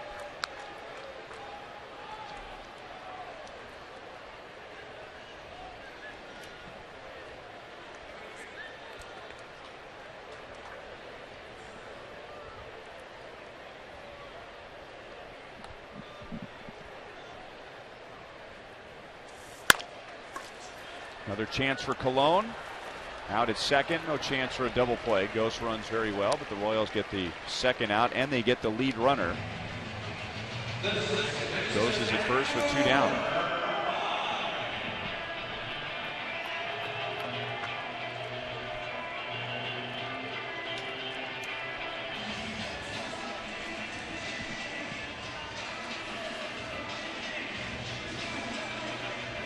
Romine hit the ground ball, which led to the error last inning and eventually led to the 3 runs. He is 0 for 2.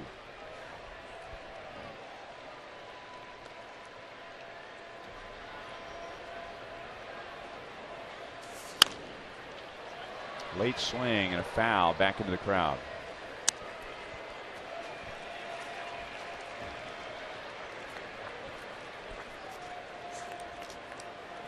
The Royals, during their last homestand, early in the homestand, and it seems like a month ago,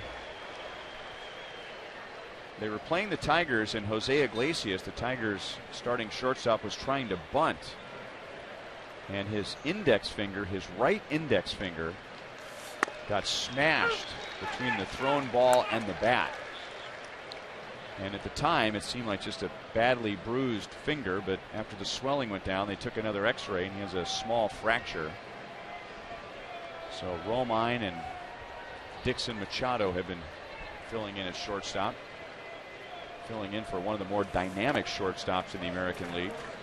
Yeah, and that index finger adds a lot to the touch and the throw, and he's not going to play the rest of the season.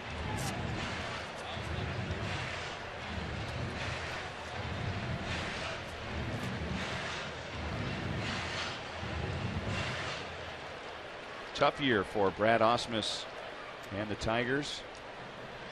9 games below 500, 16.5 games back. Last place in the Central. They're trying to finish strong. They've won 4 straight. and 5 of their last 6 games. You know, we all remember the Royals starting the season 7-0. The Tigers started 6-0. And it's the first time the Tigers have won 4 straight since that 6-0 start to the season. Romine grounds it into right field. Ghost will make the turn. And Rios will play it conservatively and allow Ghost to go to third. And now 2 on with 2 out for Miguel Cabrera.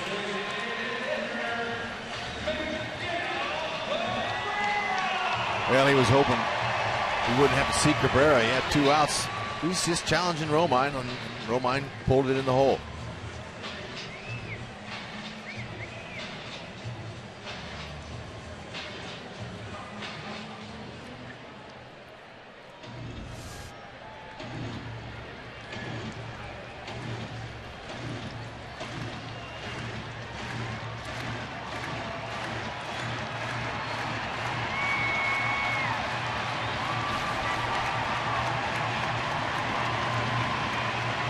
Cabrera drove in one of the 3 runs last inning with a single to left field.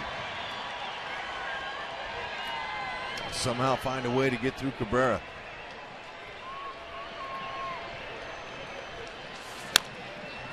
Kept the pitch down. Yep, that's good choice right there. Keep it down. You know he's going to make some contact, but you don't want it elevated so he can do more than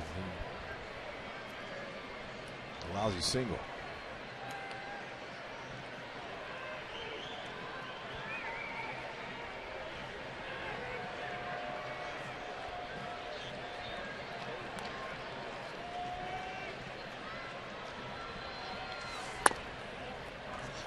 Down and away, 1-1. Great try. That's right where you want to be.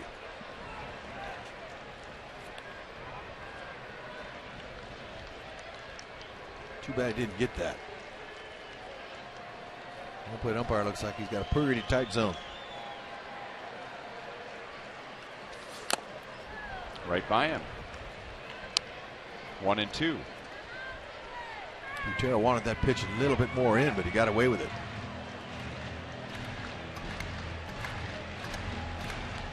Cabrera, he's just trying to meet the ball. He's not, you never see him overexert in his swing. He just is taking his hands right to the ball, wants to just find a hole out there. That's why he's so successful, especially using the opposite field.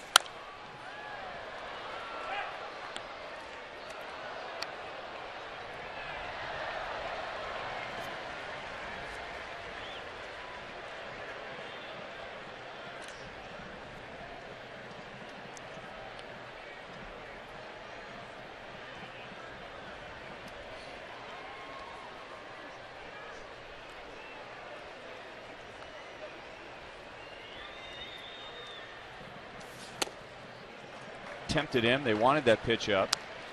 2 balls, 2 strikes. Yeah, they're hoping he'll pop it up or hit a sac fly with 2 outs.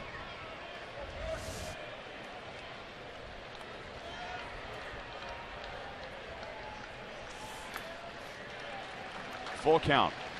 JD Martinez is on deck. See if he can get that 2-seamer on the outer half to work. Go right back to that outside part of the plate. Almost. See what Drew puts down.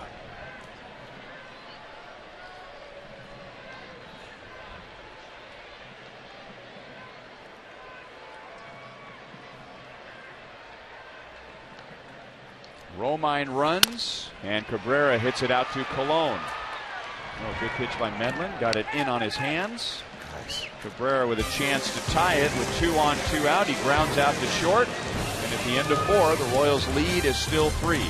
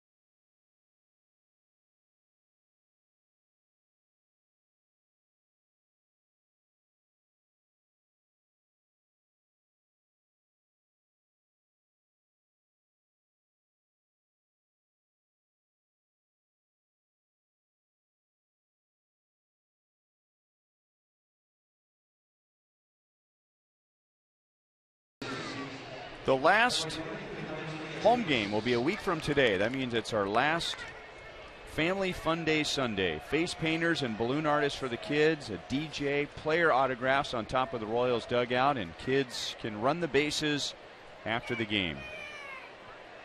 Royals.com, 1-800-6-ROYALS. Fans will also receive a 2016 early bird schedule and a Royals team photo, courtesy of Pitcraft Printing.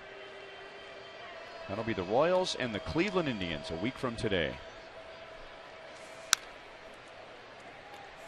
Alex Rios, with his 10-game hitting streak, is 2 for 2 today with an RBI and a run scored. The Royals have scored in 3 of 4 innings against Alfredo Simon. And in the inning they did not score, they had 3 base runners. On the ground, tough hop. Machado handles it and throws out Rios. That ball popped up on him at the last moment. 95 pitches for Simon. And there's one down in the 5th inning. Rios continuing to hit that ball hard.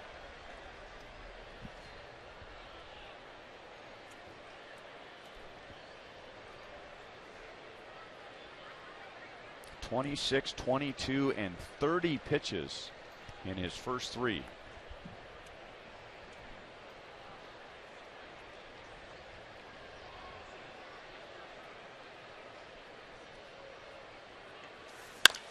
Paulo Orlando. Triple maybe. He's got his head down and he will hold. Ghost did a nice job in center to cut that off before it got to the warning track. Paulo hit a 2-run home run to cap a 3-run 3rd inning, and at that point the Royals had a 5-0 lead, and now he has a 1-out double.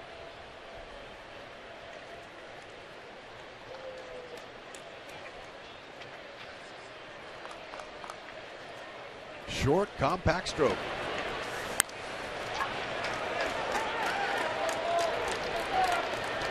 And he got into full sprinter mode. He's a pretty runner, isn't he? He sure is. I was surprised to see him stop at second. But... Ooh.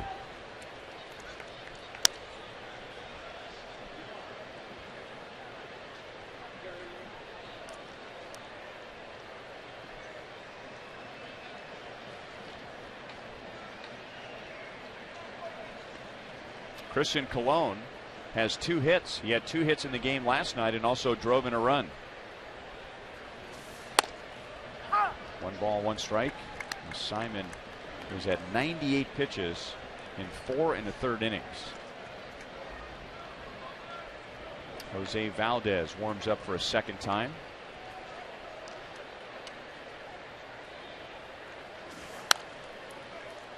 One and 2 on Colon.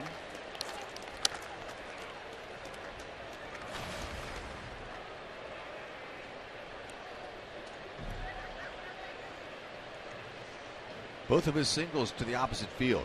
You might want to still think that way with Romine giving up some ground at second base there, holding Paulo Orlando on. JD Martinez, good arm and right. Almost hit him. 2 and 2. Can't go that way on an inside pitch.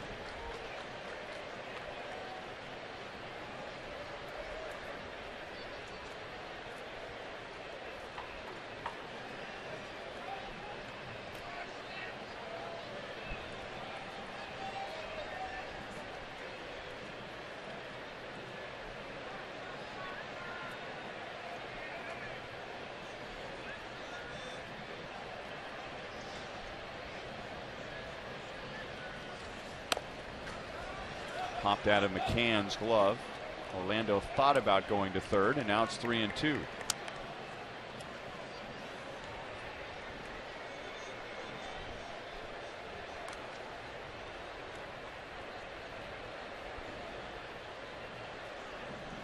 Osmus probably hoping that Simon can get through this inning.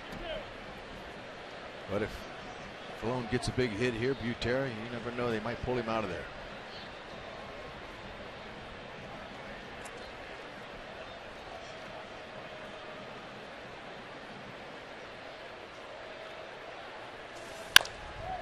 into left center field. A 3-hit game for Christian Colon. The Royals are back out to a 4-run lead as Paulo Orlando scores. And the Royals have 13 hits against Alfredo Simon in 4 1/3 innings. And they will only have 13 hits as Brad Ausmus, and a nice change of pace here. He is finally being cheered when he comes onto the field, and that's because he's going to get Alfredo Simon. Yeah, how about Colon? Trading places with Paulo Orlando. That was nice. 3-2 pitch. That pitch was a hanger right up there for him to hit. Way to go, boys. Don't stop.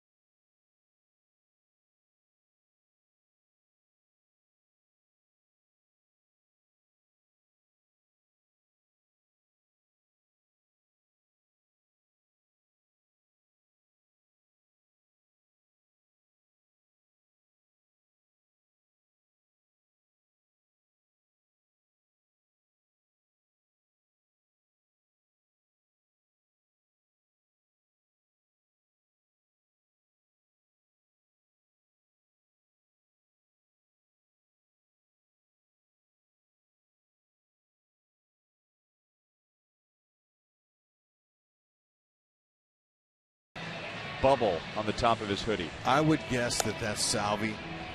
We haven't seen a lot of bubbleheads this year. We've seen a lot of bobbleheads, but we haven't seen many bubbleheads, and there's a key to that. You got to make sure you get a lot of the gum to hold that, to sustain the bubble. Remember to keep up with the pennant races in true HD quality on MLB.tv. You can watch every out-of-market game live in HD with MLB.tv Premium, the #1 live streaming sports service. Jose Valdez is on for the 6th time. He has pitched just 6 1/3 innings. He's got a good arm. 93 to 98. I got on this fastball, slider, and a changeup. See if he can reach that velocity.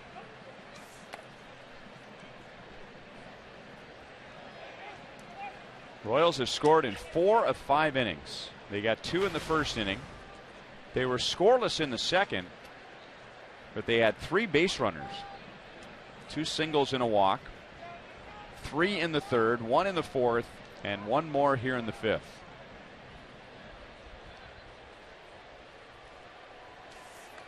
Way outside, and with 1 out, that'll get a runner to third.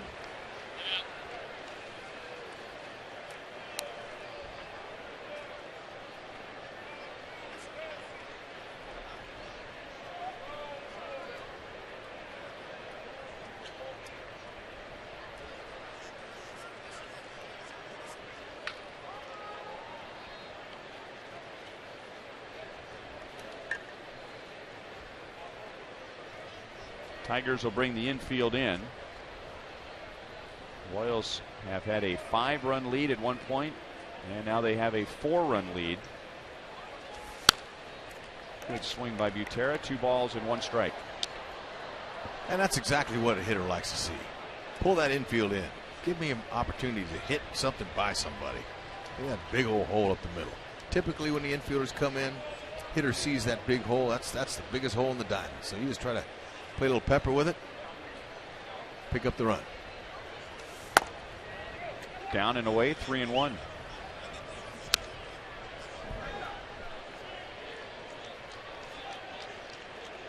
Jose Valdez from the Dominican Republic and was signed by the Tigers in 2009.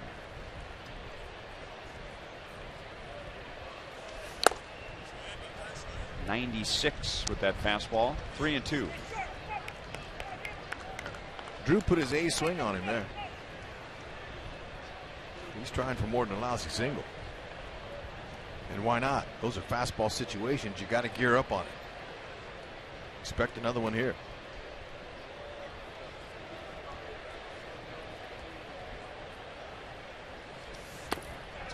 A walk. And the second time that Butera has walked. And the fourth time the Royals have walked in 5 innings. The Royals doing some things last night and today that they're not known for. Drawing walks and hitting home runs. And now Ben Zobrist. He started the scoring, or at least got the first rally going in the first inning.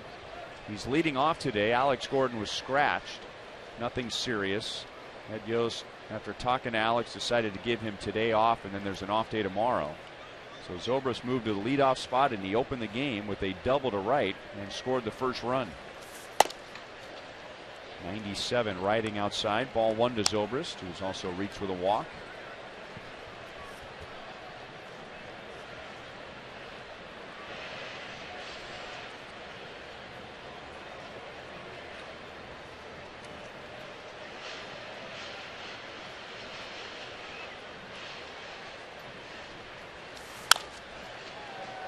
Pulled foul back into the crowd.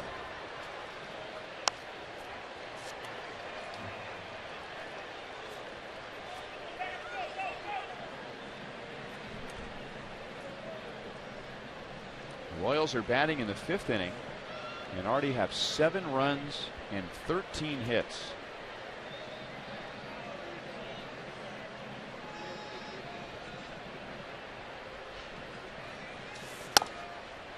Two and 1.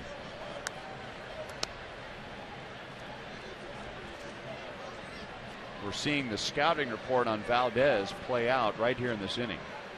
Strong arm and erratic.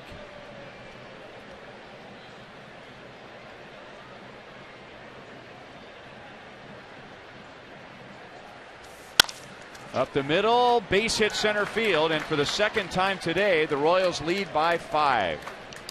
Ben Zobrist has 2 hits. He drives in Christian Colon. And the lead is 8-3. And now the Royals have 14 hits. Keep it coming. Don't stop. No pressure right now. But continue to keep the line moving on fastballs that are up. Be patient. Valdez is trying to be effectively wild, but he's not tricking anybody.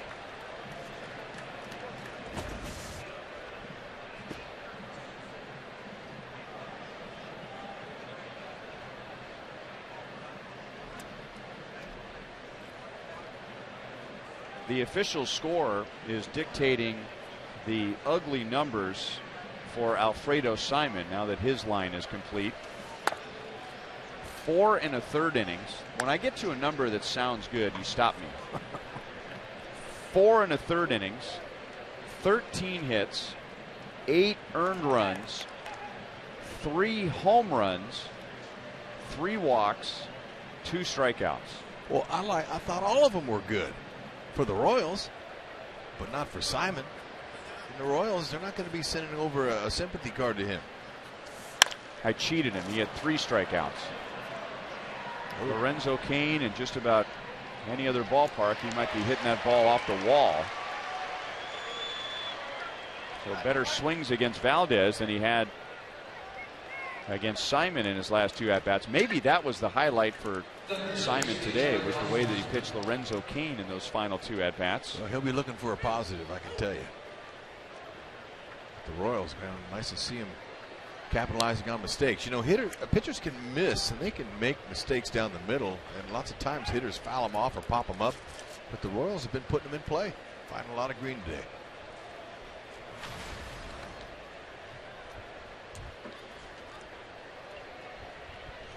Eric Hosmer drove in a run with a sac fly in the first inning, his 85th RBI, and he singled in the second.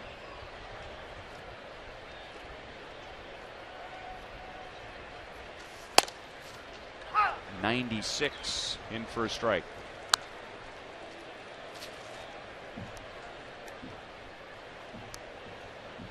Royals are 5 for 8 today with runners in scoring position, but that's something they've been doing all year. They haven't been doing it a lot lately, but 285 is the season mark.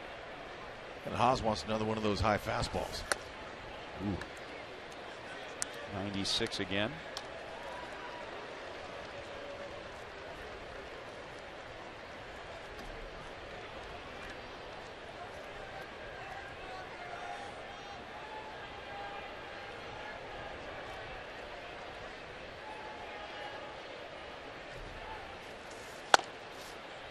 Off speed, 2 balls, 1 strike. Fastball's the only pitch that he can throw over the plate for a strike. And then he's questioned on some of those. So that's got to be what Haas is looking for.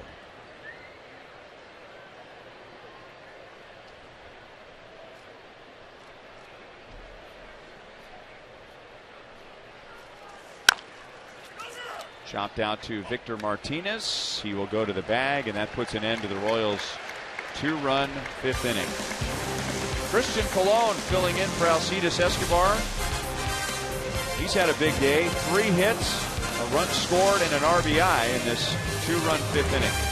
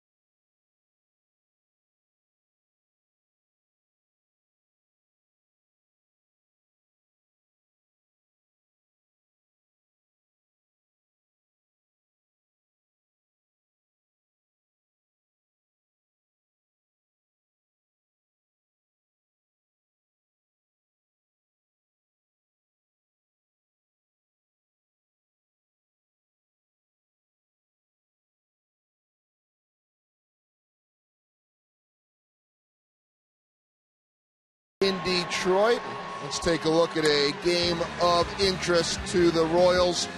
In Toronto, they were up 3-0 in this one, and then the 4-time Gold Glover Mark Burley is going to make an error here and throw the ball away, brings in a run, and the Red Sox have come back to score 3 times, and they are now tied up at 3 apiece. We see the American League East standings. Toronto has a decent lead right now, and New York trying to catch them. Royals trying to stay above the Blue Jays, 1 game ahead of them. Ryan, you were talking about 2002 being the last time the Royals had 3 guys with 20 or more homers. Mike Sweeney, Raul Ibanez, and Carlos Beltran. Right. Next question.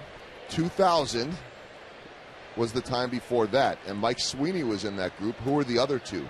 Jermaine Dye. And then there was an obscure one. In 2000? I'm going to say obscure. It's not going to be a name that should come right away. Okay. Joe Randa? Nope. Johnny Damon? Nope. Okay, hang on. Johnny Gomes give you these? No, he did not. but he was on fire today. You might want to pull one of these out on him and see how his Royals history is. He knocked out like 7 of 7 today down in front of all of his young teammates. Wasn't Carlos Fabulous, was it? Nope. Just going through. Let's see. Sweeney played first. Fabulous, Sanchez, Randa.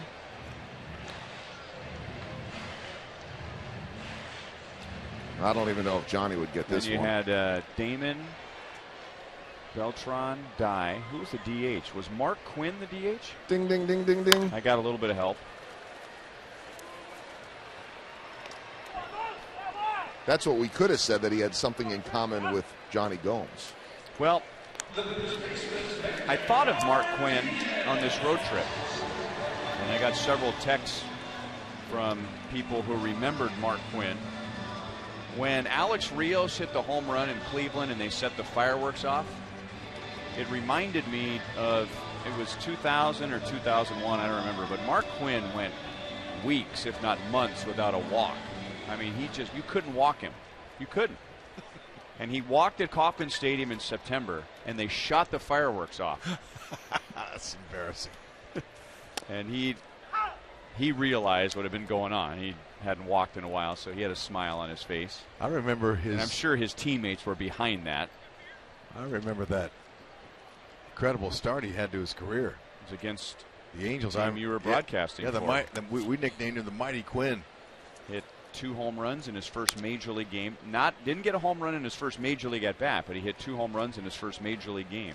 Was this 2001 when he went from May 9th to August 11th? 49 games without a walk? I said it was September. It was late in the year, but it must have been August 11th. Mark Quinn. Where is Mark Quinn these days? Victor Martinez has driven in a run. Did that with a single in the 3rd inning. He has also walked. He has 5 RBIs in this series. Chris Medlin would love a quick and efficient inning, and he's on his way. Kane comes up to make the play. 2 up, 2 down against Medlin in the bottom of the 5th.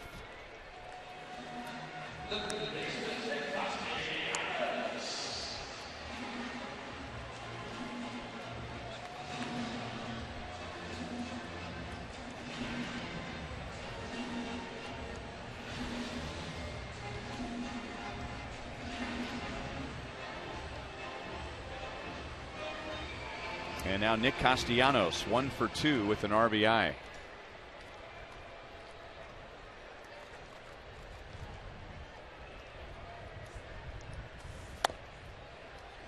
Well, I bet Medlin will tell you just the same thing he said after his last start. You know, I didn't have good command with my pitches, but I was able to keep us in the game. And that's exactly what you want.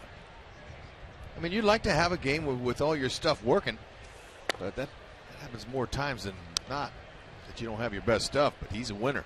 Winners know how to win without their best pitches. And the 3 runs he's allowed were unearned runs. So if a play is made, he's working on 5 scoreless innings.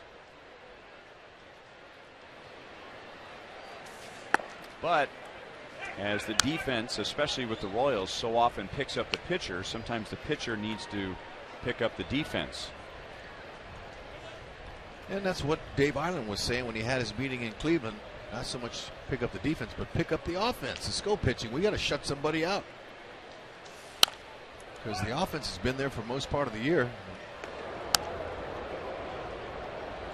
Danny Duffy in his new role, pitching out of the bullpen, getting loosened up as Medlin is at 94 pitches.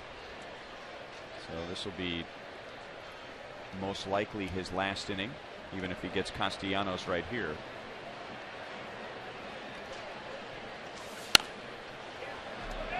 Still 2-2.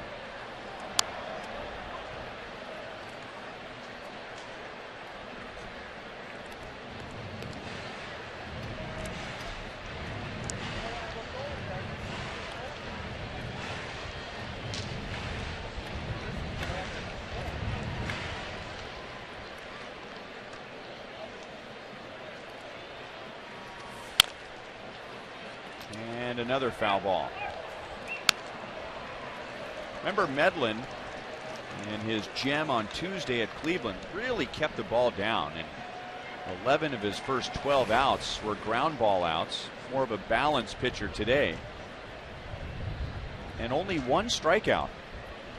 So in his last 12 innings, he has 1 strikeout. He has 2 strikeouts. Works every time. Yeah, and great execution on what probably is his last pitch of the day. Way to go, Chris Medlin.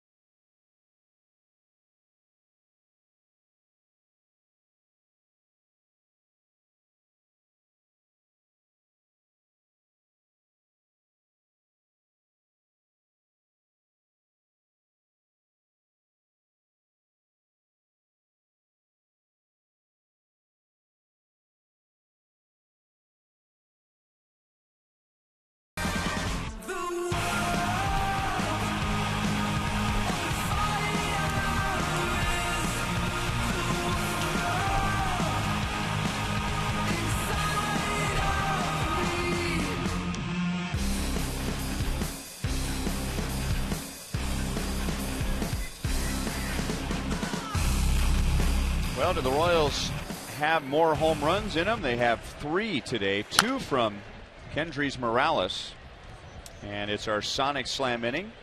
Our contestant is Rob Hink from Overland Park. If the Royals hit a home run in this inning, Rob wins $900. If the Royals hit a grand slam out of the park, Rob wins $25,000 from Sonic and the Kansas City Royals. Morales hit a solo home run to right in the 3rd inning and then went the opposite field and homered to left in the 4th. That gives him 20. And we were just talking with Joel about the last time the Royals had 3 players with 20 home runs was 2002. The last Royal with 3 home runs in 1 game was Danny Tartabull in 1991. Wow. 24 years ago.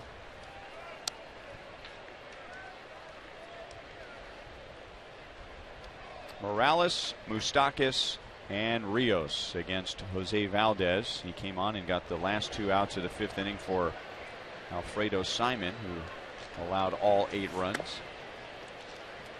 And now 2 balls, 2 strikes.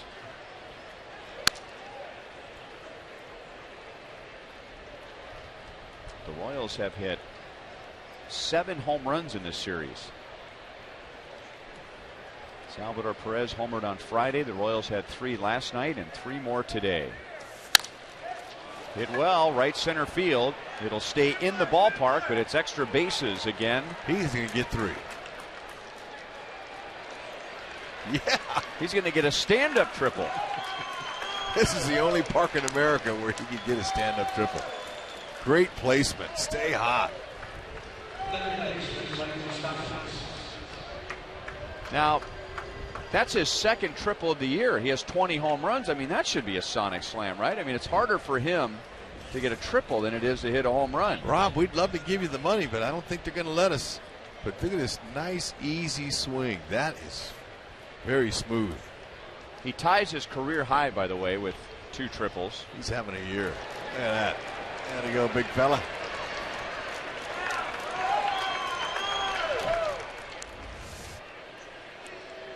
And now Mike Moustakas in the dirt. Nice save by McCann. That is 15 hits for the Royals in 5 innings and 1 batter. And if the Royals can get Morales to the plate, the Royals will have scored in 5 of 6 innings today. Down and in, 2 balls and no strikes. Yeah, why swing at those pitcher pitches? Moose wants one that he wants. 2-0, work yourself into a good count, pick up your 74th ribby. See if Moose can get it.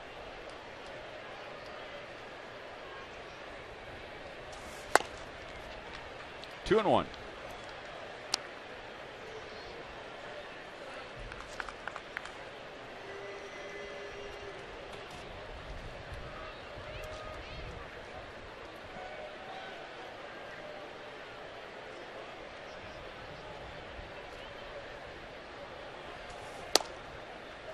And now 3-1 on Moustakas with Rios on deck. Royals have not only hit well today, but they've been a patient team. They have walked 4 times. One of those walks turned into a run.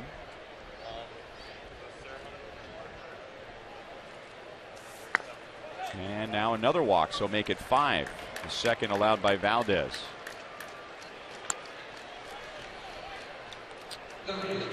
You know, this being our Sonic Slam inning, I got a little Sonic history lesson over the winter. That's what I really look like. Look at you. Grizzly look. That's in Shawnee, Oklahoma, which is the home, the original home of Sonic. Now, Sonic is based in Oklahoma City, but back in the 1950s, the Sonic founder, Troy Smith, returned to his hometown of Seminole, Oklahoma, after World War II, and he bought the Cottage Cafe, a little diner in Shawnee, Oklahoma, and that was the beginning of Sonic. Now, the plaque that I'm kneeling next to is a Sonic in Shawnee, and that is the 3,000th Sonic drive-in in America. So that is the home of Sonic Drive-In. I have extended family. My father-in-law is from Shawnee, Oklahoma, and we've been back there a few times with the kids. We were there right after Christmas this year, and I've been hearing about how that's the home of Sonic, so I got a little tour. Nice. And there you go. Hey, and look what it's turned into. Very popular place. And we like giving money away on these innings where Sonic is our sponsor, to see if Rios can come through. But Rob, who's sitting at home, what's his name? Rob Fink? Hink. Oh, Rob Hink. Rob, look, they're 1 away from loading them up for you, bud. And Paulo Orlando's on deck. 25 grand's a lot better than 800, even though we'll take the 800. Or 900. 900. Maybe Rob Fink will win 800, but Rob Hink will win 900. Yeah, I don't have it in front of me. 0-2 on Rios. He has extended his hitting streak to 10 games with 2 hits today. He's driven in a run and he scored a run.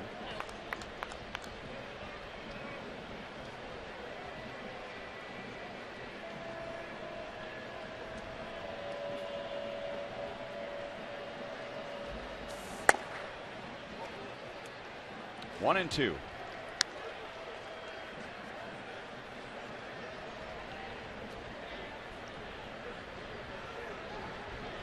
Kendrys Morales has 11 total bases today. A walk, 2 home runs, and a triple.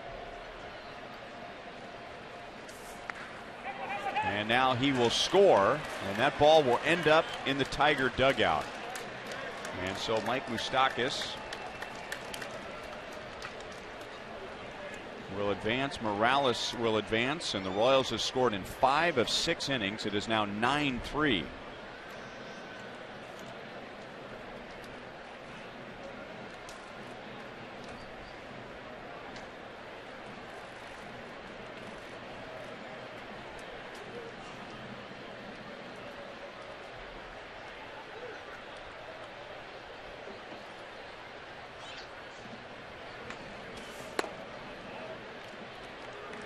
3-2.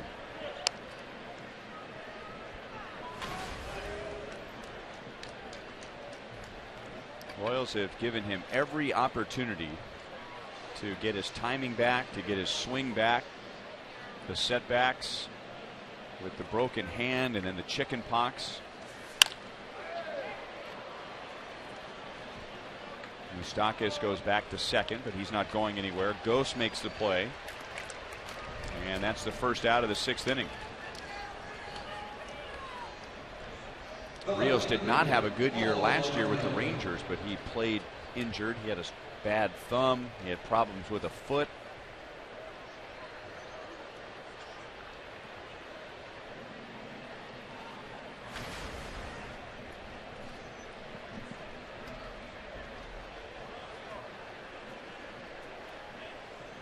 And now Paulo Orlando. He has a 2-run home run, a double, and a run scored.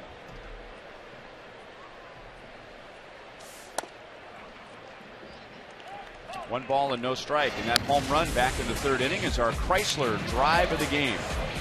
Oh, man, there's a hanging curve. He knew exactly what to do with it. Make a deposit in the bullpen.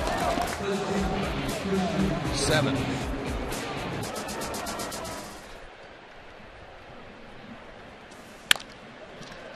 Hit well to left field. Collins is back, and he'll make the play, backpedaling onto the warning track.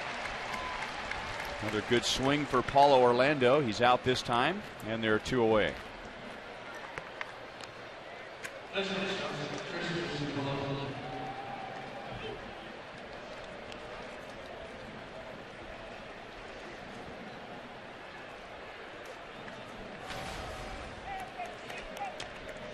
Christian Colon, he's had a kind of a roller coaster type of a day at the plate. He's experienced his high of the day with 3 hits, a run scored, and an RBI. In the field, he committed an error which led to 3 unearned runs in the 3rd inning and turned the Royals' 5-0 lead into a 5-3 game. So he's breathing a little easier now as the Royals have their biggest lead of the day. 97 miles an hour. 2-0 on Colon.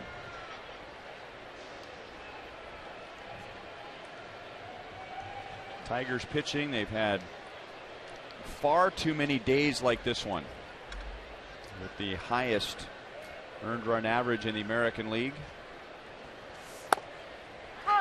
and especially down the stretch with Anibal Sanchez on the disabled list, David Price traded to Toronto. In their last 25 games, 13 times, so more than half of their last 25 games, they've given up 7 or more runs. Ouch. Yeah, it's not going to get you many wins, even as good as their offense is. You know, it was a month ago when the Royals were here when they let Dave Dombrowski go, and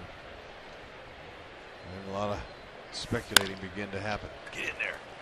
Yeah. Off the glove, that should be a base hit. That would not have been an easy play for Machado. And that is the first major league 4-hit game for Christian Colon. That away, Chris. Congratulations. Way to find it. There's no way a shortstop would have thrown him out there. He's going to be at Gloves for Kids tomorrow, so go up there and congratulate him for his first 4-hit game. It's the 6th inning. He might have a 5-hit game today. That's very special. Took that fastball inside. Machado, no chance to throw him out. Way to go, CC. And have another shot, too.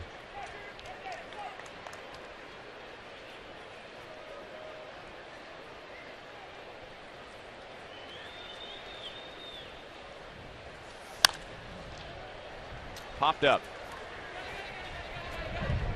Romine comes over from second, and he'll make the play. The Royals get another run. They've scored in 5 of 6 innings. Christian Colon has his first major league 4-hit game to the bottom of the 6th, and the Royals lead by 6.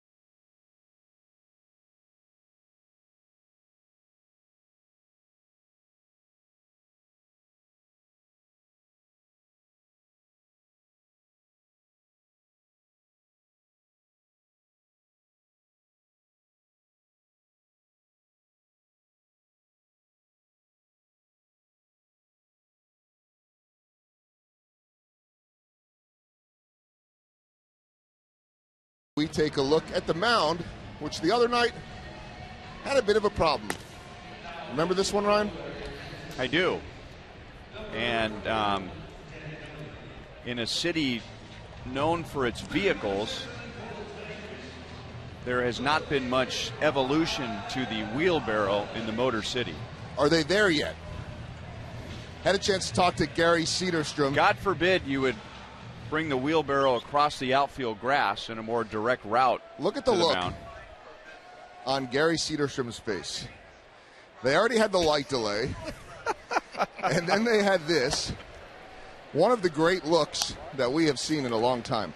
Did you just get off a treadmill, by the way? You've been but working out in between innings? I did need to run to get back here. Okay. Anyway, Gary Cedarstrom was not too thrilled, as you could see. Mm-hmm. Talked to him about it today, and he said that they need to do whatever they can to make sure that mound is the way the pitchers want it. He said it doesn't happen very often. And I actually talked to Ryan Madsen today, and Ryan said that's the first time that he has ever asked in his career to have the mound fixed. Was the landing area, was it dug out too much? Was it too deep? There was too big of a hole from Justin Verlander. Okay. He said Wade Davis noticed it the inning before, but it didn't bother him. And that when Ryan landed, the first pitch that he threw, he kind of twisted his ankle a little bit. Okay. He said, I've never asked before, but I didn't feel safe, and it was in my head, and so I asked to change it. It's a 1-minute fix, he said, that took 9 minutes to get out there and 1 minute to fix it. Is that what it took? Did it take 9 minutes to get out there? Seemed like about an hour. Wow. And in talking to Gary about it today, he said he was surprised because this grounds crew here, he's never had an issue like that. They're usually very well prepared. But on a night that just kept going and going and going, he's not too thrilled. Well, and we were trying to understand why it took them so long. Here's the first problem that Gary Cedarstrom had when the lights went out in right field. It was about to start raining, and we had speculated that maybe the grounds crew was looking at the weather radar. That was before the first pitch, by the way, talking about setting the tone of the night. But maybe they were talking about, you know, the tarp and the rain and getting prepared because they were not ready for a quick fix on the mound. They had to bring in some clay from Ann Arbor. Ball 1-2, James McCann. The other thing, too, I know, Ryan, that we were all talking about why do they even need to delay with the lights and what happens, you know, if, say, after 3 innings it's getting darker and the lights don't come back on and you have to sit the pitchers. I actually talked to Madsen about that today. He said that the delay on those pitchers after just warming up, not a big deal. But if that delay happens, say, after 3 innings, 2-3 innings, and then they have to sit for a while, that potentially could get them out of the game. So I guess that's really where Cedarstrom was doing what he could to make sure that everything was even for both sides. Doesn't mean he was thrilled about it. Now, I'm not going to disagree with Ryan Madsen because the way that it worked out, the delay did not hurt the starting pitchers. He's right, and both Cueto and Verlander pitched well. But I don't fully agree with the umpires' argument about hurting the starters and wasting the starters, and here's why. 1-2 on McCann. If that delay had gone longer, take that back, 2 balls, 2 strikes. If that delay had gone longer than what it went, you could have burned the starting pitchers. If they had to wait an hour, they're probably done. And if the lights never came on and they'd never started the game, you would have burned the starting pitchers. And there are games that we start at 3 or 4 o'clock in the afternoon and the shadows are bad, or there are games like here or in Chicago where the stadium faces south and it's very bright in the early innings. It's the same disadvantage for both teams, and there are plenty of lights here. And as Hud said, when you play in the minor leagues, this is way more lighting than you're ever going to see in the minor leagues. I personally don't understand why they didn't just start the game with both teams having an equal disadvantage, that there's a little less light than normal, and Just see what happens. Yeah, especially if Cedarstrom goes over to both managers and says, "Hey, are you okay if we start?" And they both agreed to it. It wouldn't have been a delay. And on a bright, sunny Sunday afternoon, the lights are on, just in case. Well, pretty good chance the sun's going to stay out.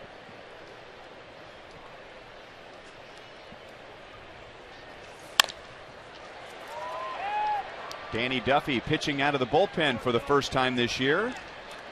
Gives the Royals a 1-2-3 bottom of the 6th inning. On to the 7th. The Royals lead 9-3.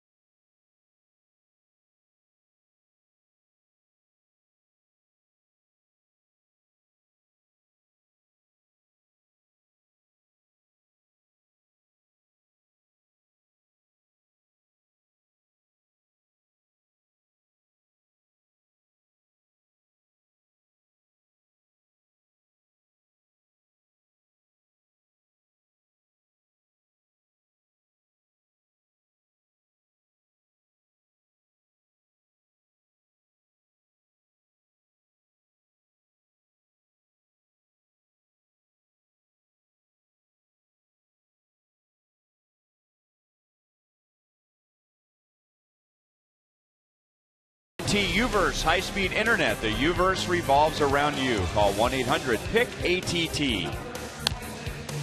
By your Midwest Ford dealers. Visit your MidwestFordDealers.com. And by Academy Sports and Outdoors. Right stuff, low price every day.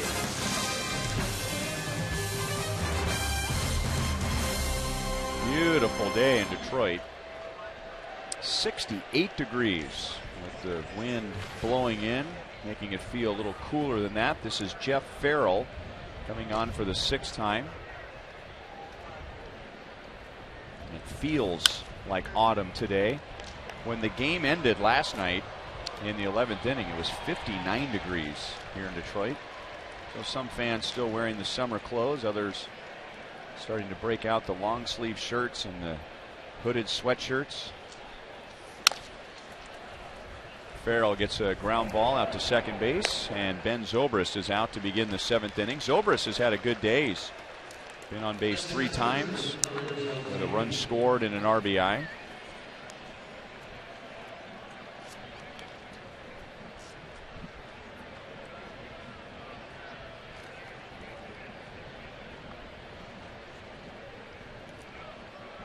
One out to Lorenzo Cain. He had a first inning single. He is 1 for 4. He's also flied out to deep center field. Oh, 0-1. Farrell's got a good fastball, low to mid-90s. Slider, that's a last pitch that Lorenzo Cain saw, and he's got a changeup. He'll try to sink his fastball. Helps with that arm angle.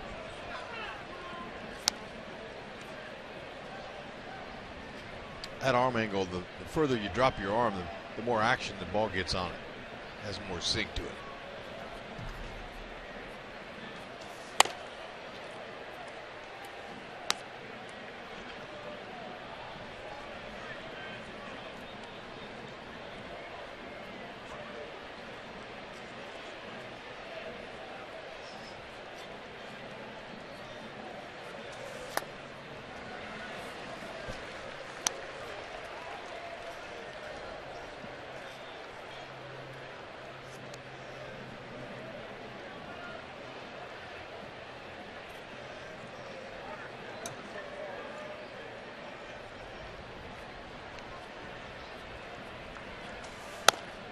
Full count. Hosmer's on deck, and then Morales.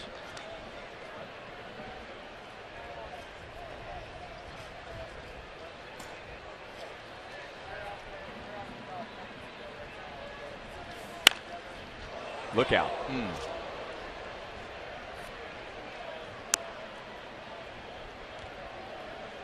Lorenzo still looking down there to make sure everybody's all right. That was a wicked line drive.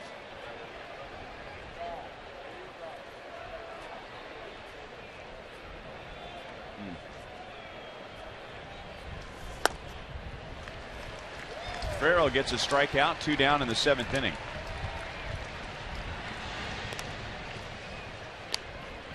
Jeff Farrell, a 26th round draft pick, getting to the big leagues. That was 5 years ago out of Pitt Community College in North Carolina. Yeah, he looks a little unorthodox and a little funky. He's kind of hard to pick up. Falls heavy to the first base side. Got a nice changeup though. Good slider. Mid-90s fastball.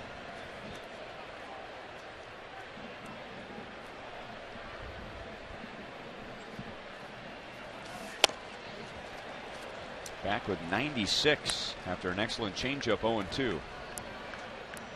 Tigers think that Farrell has the mental makeup to be a late inning reliever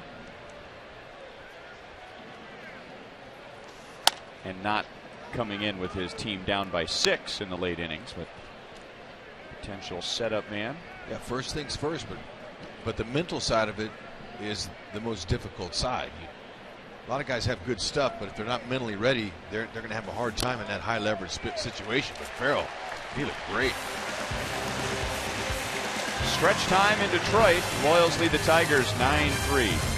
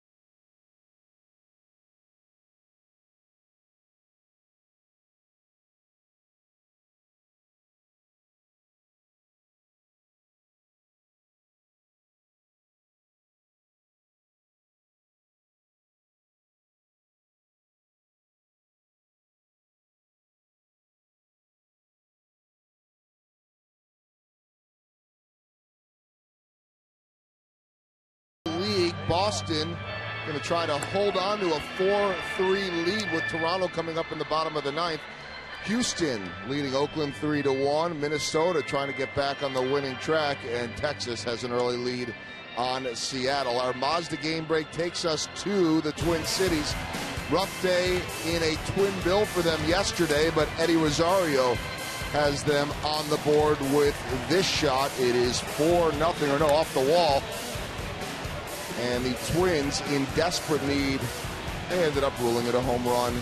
Now they need to hang on. Angels playing a little bit better baseball, and that race should be very interesting the last couple of weeks. Royals perhaps will play a role in that with the final series in Minnesota in 2 weeks.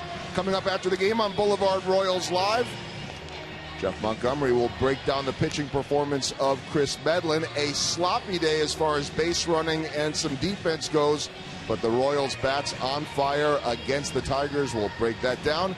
and get you ready for the Seattle Mariners, who come to town on Tuesday. And perhaps discuss Danny Duffy's first relief appearance of the year. It is just the 7th bullpen appearance for Duffy in the big leagues, and the other 6 were all last year. So after being moved to the pen, while the Royals were in Cleveland earlier this week, he took over in the bottom of the 6th inning today and got the Tigers 1-2-3. And now the top of the order in the bottom of the 7th inning.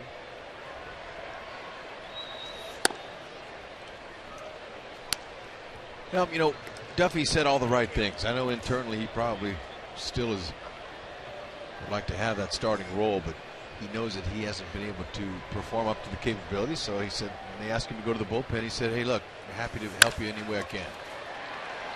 Bouncer over the mound. Gose is on for a 3rd time.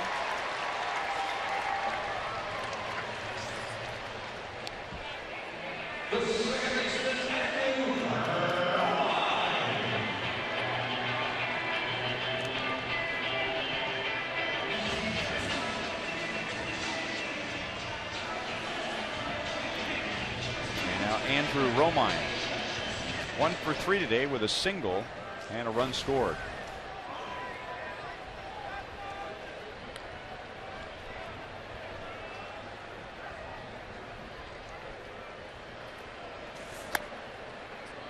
No balls, 1 strike.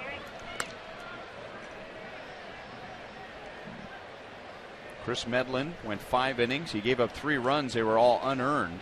So in his last 2 starts, Medlin has not allowed an earned run in 11 1/3 innings.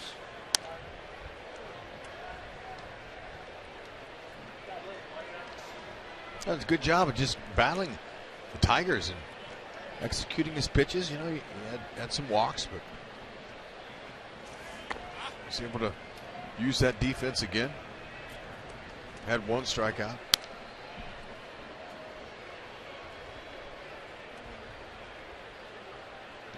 2. I think he had 2 strikeouts today.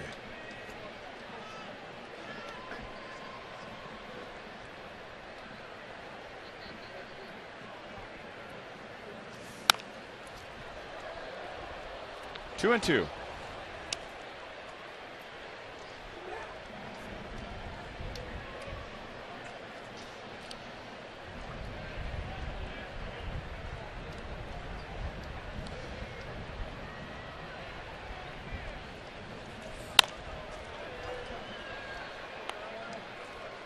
Fox Sports Supports is proud to team up with Boys and Girls Clubs of America. Boys and Girls Clubs help young people to reach their full potential as a productive, caring, and responsible citizen through programs that promote character and leadership, education, and healthy lifestyles.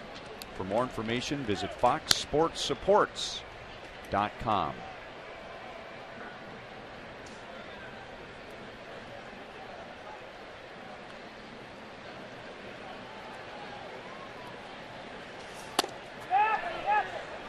Romine down on strikes. That's Duffy's first strikeout, and there's 1 down in the 7th inning.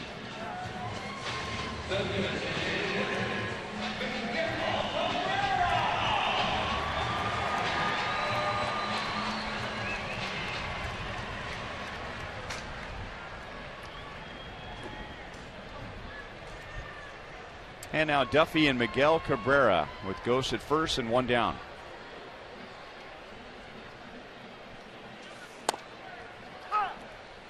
Duffy last year had 6 appearances out of the bullpen, covering 8 1/3 innings. 2 earned runs and 11 strikeouts. Very high to right field.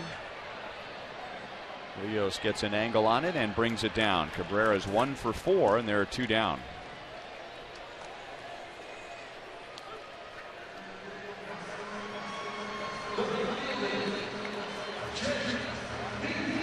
So it allows Duffy to air it out a little more. He doesn't have to worry about pacing himself for 5, 6, or 7 innings coming out of the bullpen. And while he is a 3-pitch pitcher, he can just kind of whittle it down if he wants to his 1 or 2 best pitches. And this is a good time to bring him out.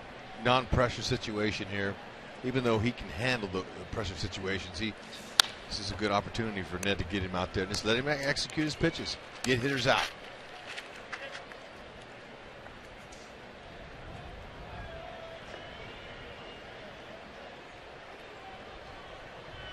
J.D. Martinez is 0 for 3.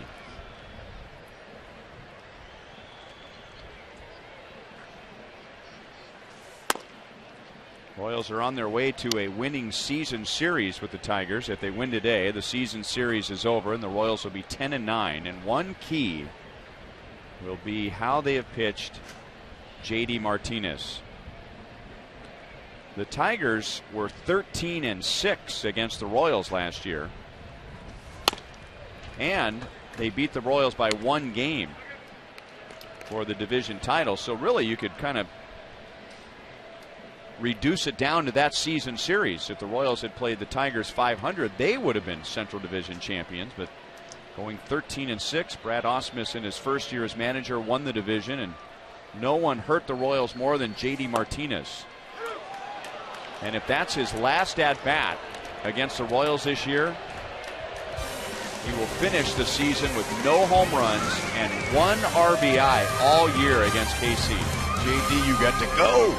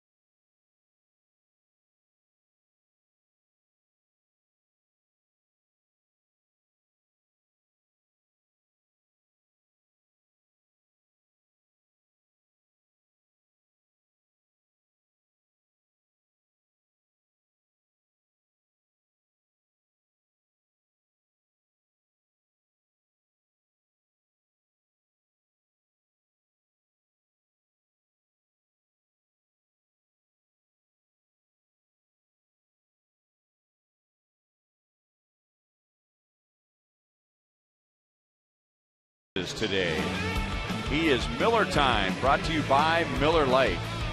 How about it? Morales, he's scuffled a little bit in Cleveland, but you know he's not going to scuffle along with his ability. Pull that home run, that's 19, and how about 20? Opposite field against the wind. This guy's strong. Oh yeah. And he wasn't done. He said, I need a little exercise being the designated hitter. I'm going to hit a gapper and go all 3 bags. Second triple of the season.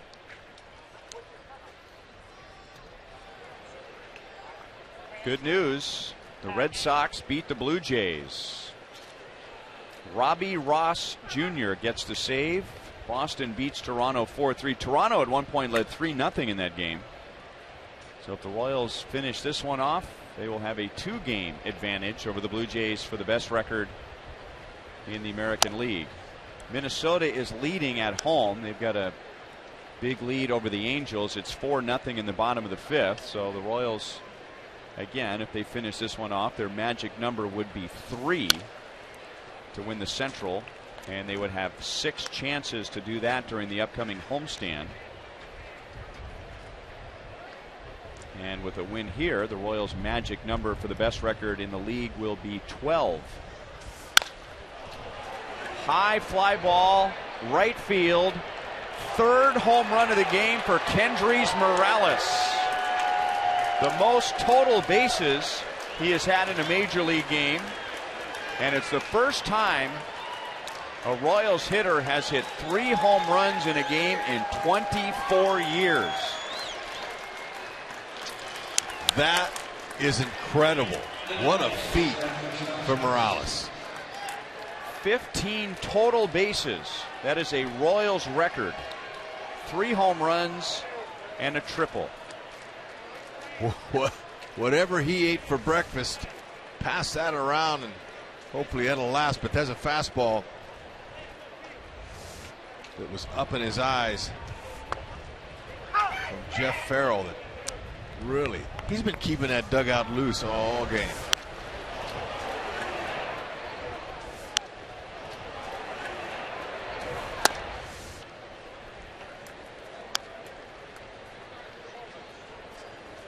So I guess Salvi gets some credit, right? I mean, he has just been loving on Kendrys after every home run. Ooh, Farrell using his glove as a shield more than anything else. He'll throw out Moustakas, and there's one down in the 8th. 3 home runs, 3 RBIs, so he has 105. That's 3 shy of his previous career high. He's going to shatter that mark.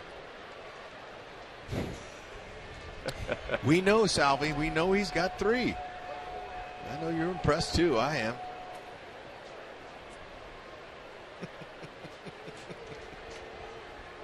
He has also scored 5 runs, and that's the second most for a Royal in history. I think the Royals record was set by Joe Randa. Is that right? In a doubleheader in September.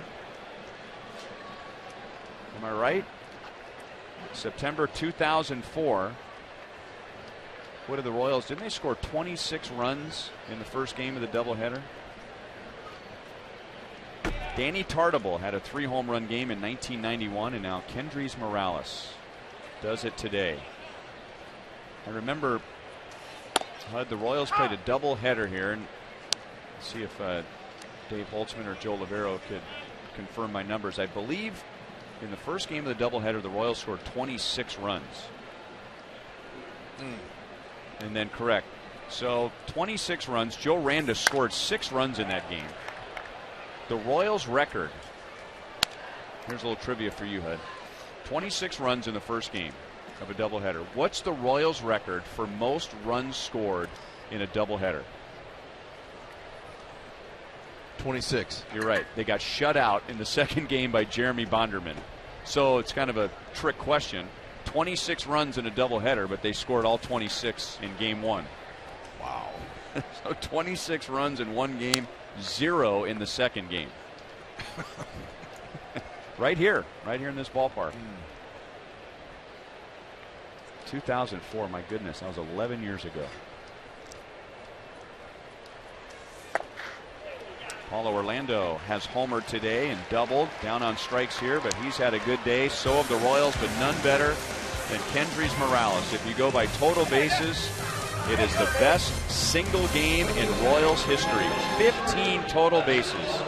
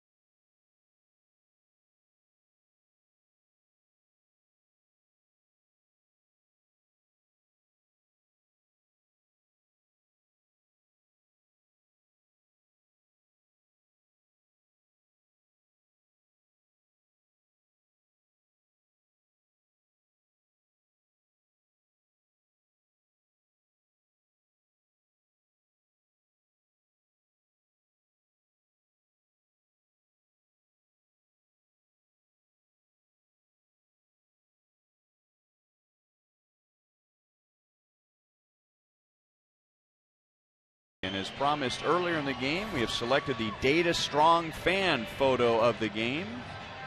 Tweet your strongest fan photo to hashtag KC Data Strong Fan for a chance to have it featured in an upcoming broadcast brought to you by T-Mobile. This is Jeffrey Marte. A lot of foul territory here. The wind is blowing in from left, so that helped that pop up right out of play and into the Royals dugout. One strike on Marte. He started Friday night at third base. He was 0 for 4 in that game. This is Danny Duffy's third inning out of the bullpen in relief of Chris Medlin.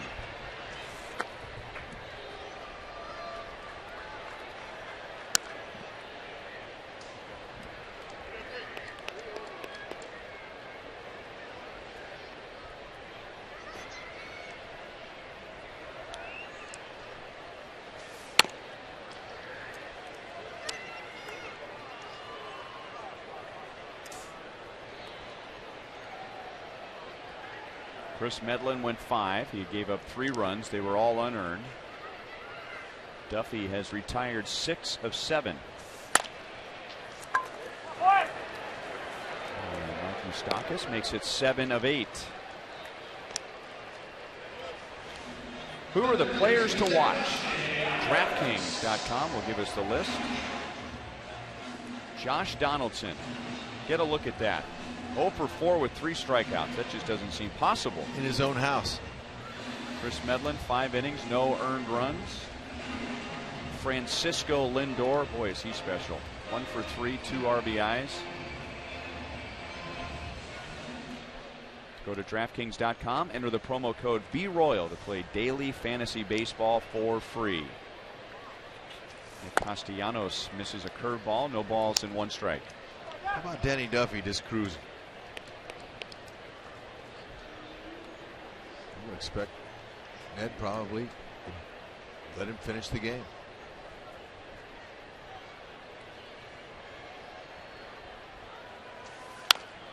Another breaking ball.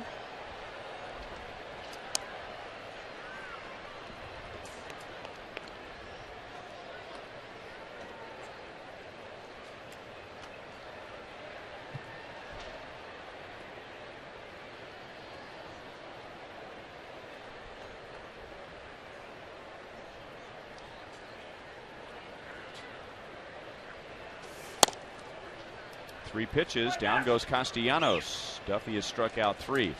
You know, this is a different playoff scenario right here. Now, ideally, and this was the Royals' formula for most of the postseason, you know, they get a solid to good start, and then you get to the back end of the bullpen. Herrera, Davis, Holland have worked all year and into the postseason. But starting pitching, while it's important, in the postseason, it's not that important. And long relievers may be called on earlier if a starter gets into trouble. And if Danny Duffy can pitch like this, if a starter only can go 4 or 5, that's almost as valuable a weapon as the back end of the bullpen. Agreed.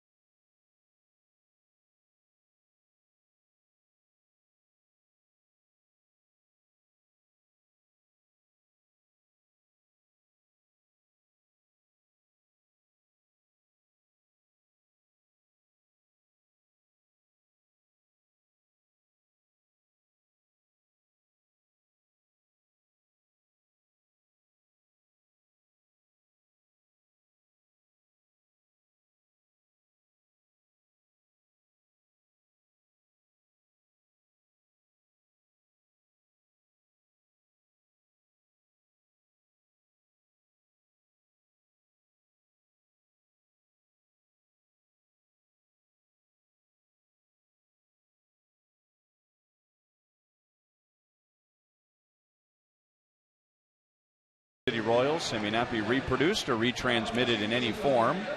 And the accounts and descriptions of this game may not be disseminated without the express written consent of the Kansas City Royals Baseball Corporation.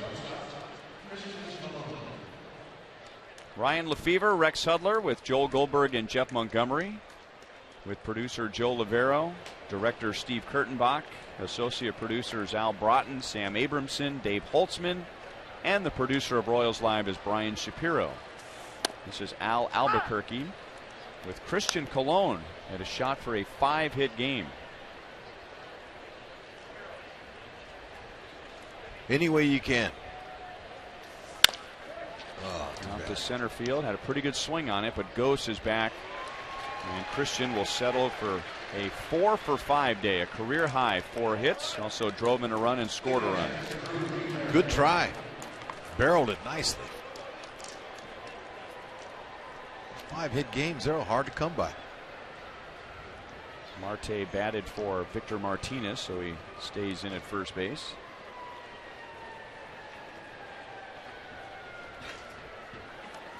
And now Drew Butera.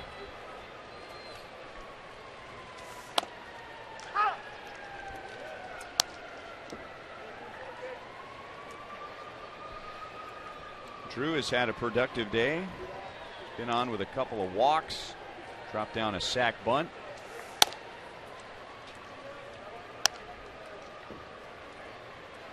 He's been very reliable for Ned. Doing things they ask him to do, and then some. And he has allowed them to give Salvador Perez some rest. That's something that's just been coming up every year. Perez, going into last season, there was a lot of discussion about would they find time to rest him, and it just never really worked out that way. That ball's well hit to left center field, and Drew Butera will have his first hit, and it will bounce over the wall for a double.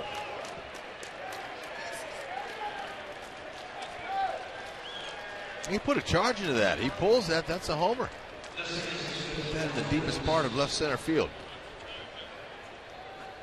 And that allows Salvador Perez to have some fun in the dugout. This is a completely different September for Salvador Perez. He played every game last year in September, and of course every game in the postseason. And then when that was over, he went to Japan on a goodwill tour and played in those games.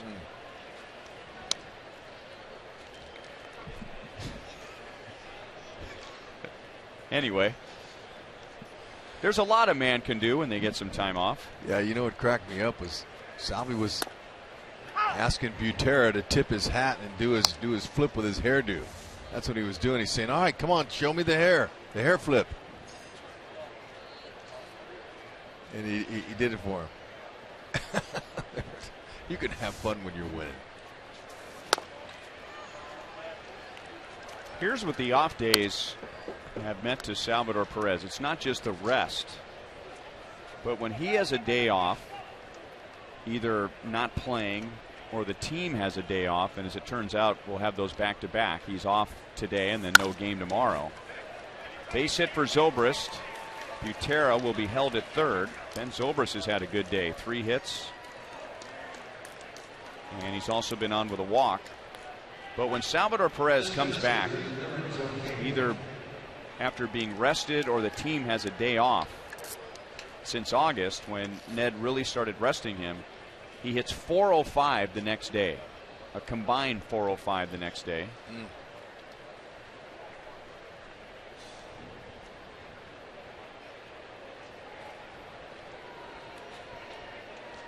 Lorenzo Cain to the plate for a 6th time today. He is 1 for 5 with a first inning single.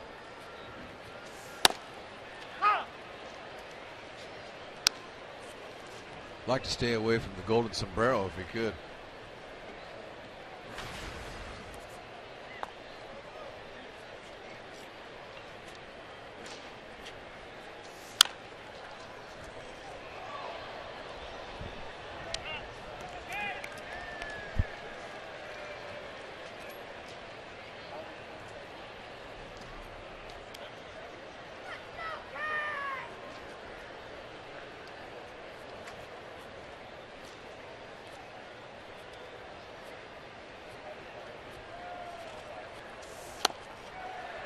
4-strikeout day for Lorenzo Cain.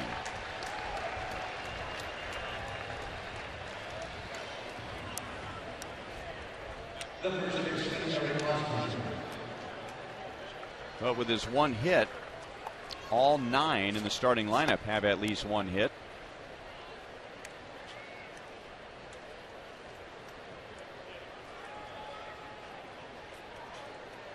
And altogether, the Royals have 19 hits. Eric Hosmer has one of those with a second inning single. He had a sac fly in the first inning. The Royals scored 2 in the first, 3 in the third, 1 in the fourth, 2 in the fifth, 1 in the sixth, and 1 in the eighth.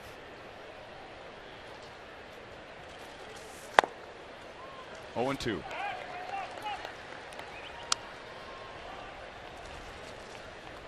Oh man, if you'd have showed Ned the results before the game, he would say that's exactly what we needed. We needed our offense to break out and blow somebody away.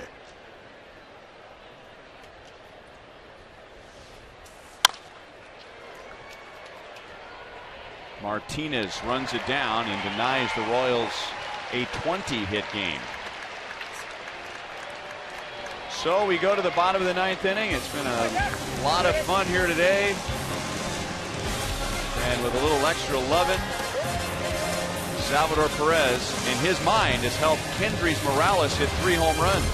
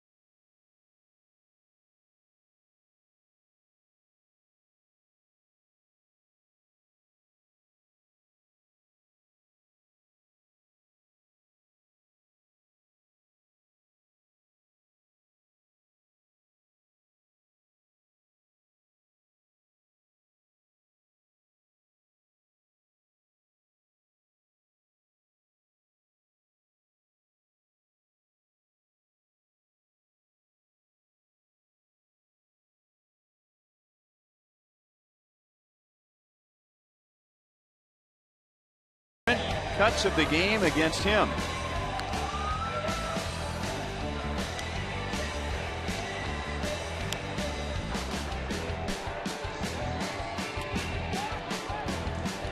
Not a lot of good rips off Duffy. He's looking good. Ned picked a good time to get him in there.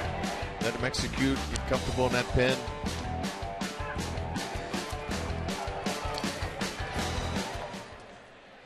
Man, is this a situation where Duffy could qualify for a save?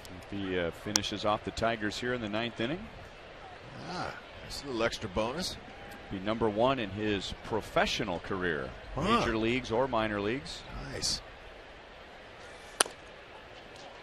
So just to finish the discussion from the last inning, starting pitching is always important, but in the playoffs, when the bullpen is rested every day, I mean, it isn't until the Championship Series and the World Series where you have the possibility of playing 3 games in a row.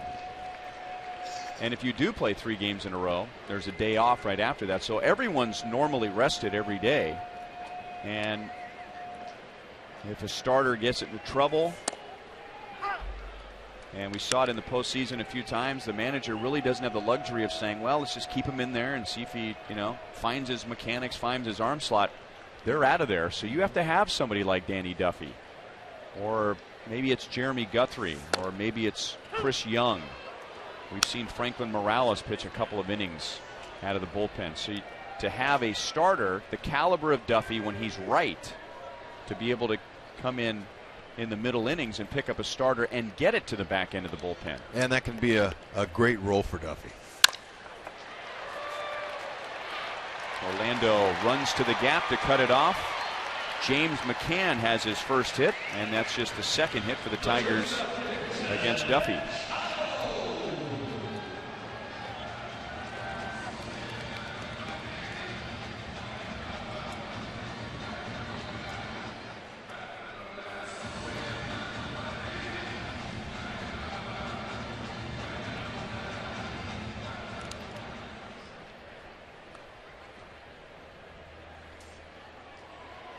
Dixon Machado with a runner at first.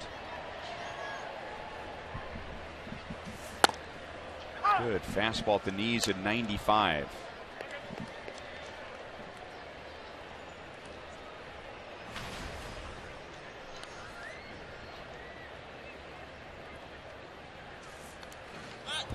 Pass Butera. McCann will go to second base. Wild pitch.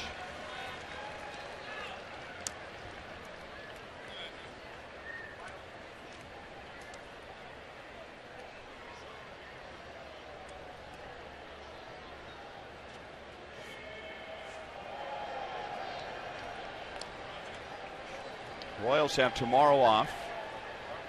The Tigers will play here against Chicago, and then the Royals' final homestand begins on Tuesday. Royals will get Seattle for 3 Tuesday, Wednesday, Thursday nights, and then Cleveland next weekend. Those are the last regular season home games of the year. Tigers actually have to play a day-night doubleheader tomorrow with the White Sox. And that's another reason why Ausmus stayed with Simon so long.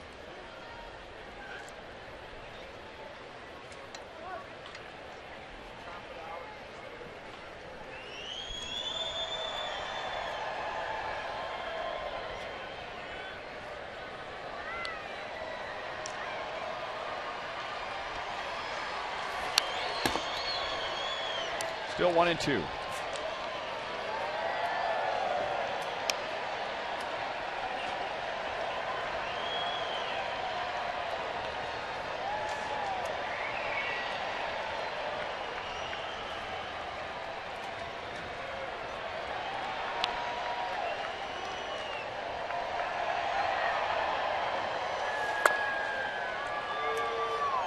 Two and two on Dixon Machado,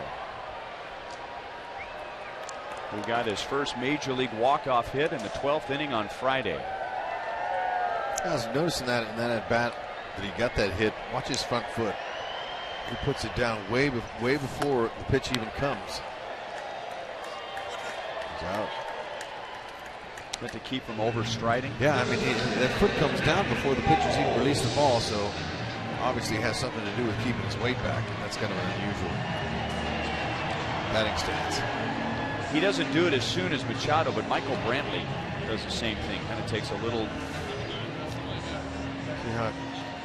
Even before that. Right before that is when he steps. He steps while the pitcher's in his delivery, and then it's like he did a little toe turn.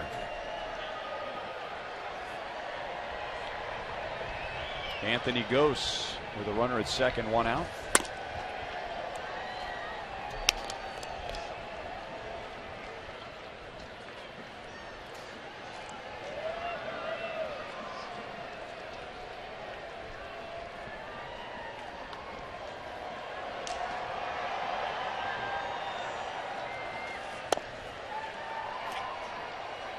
Two balls and no strikes.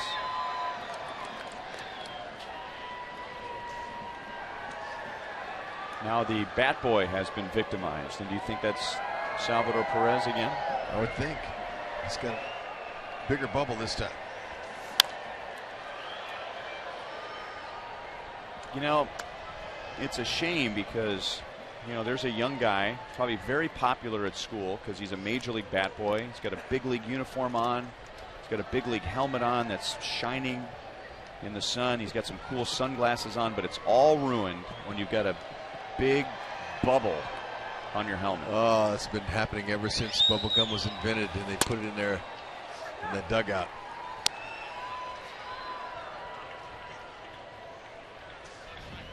Salvi looking for another victim, or perhaps just keeping an eye on his most recent victim. He got Yordano Ventura earlier today on top of Yordano's hoodie. Still 2-2 on Ghosts.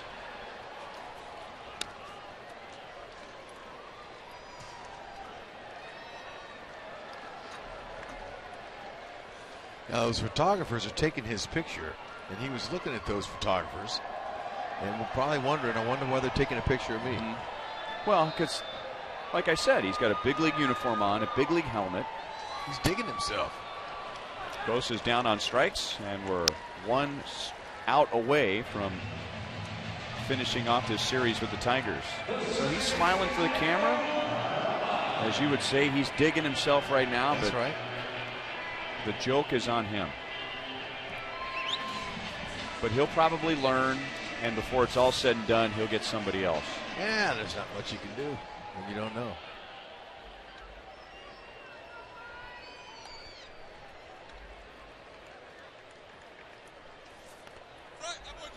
Ball 1 to Romine.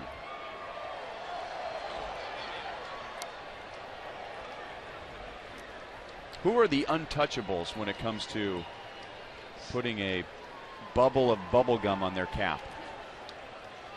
Field manager. That's it? You can get the coaches? Yes. Not advisable, but you could. It's better, especially if you have a coach with some character. But like Jersh. Jersh would fall into that category, right? Still doesn't know. In fact, he's embarrassed that everyone's taking his picture. Oh, no, he went down there and took his helmet off. He knew it. And he's leaving it on. Now, that's a good sport right there. He's wearing good for him. Yeah. Saying, all right, I'm okay with it. Fine.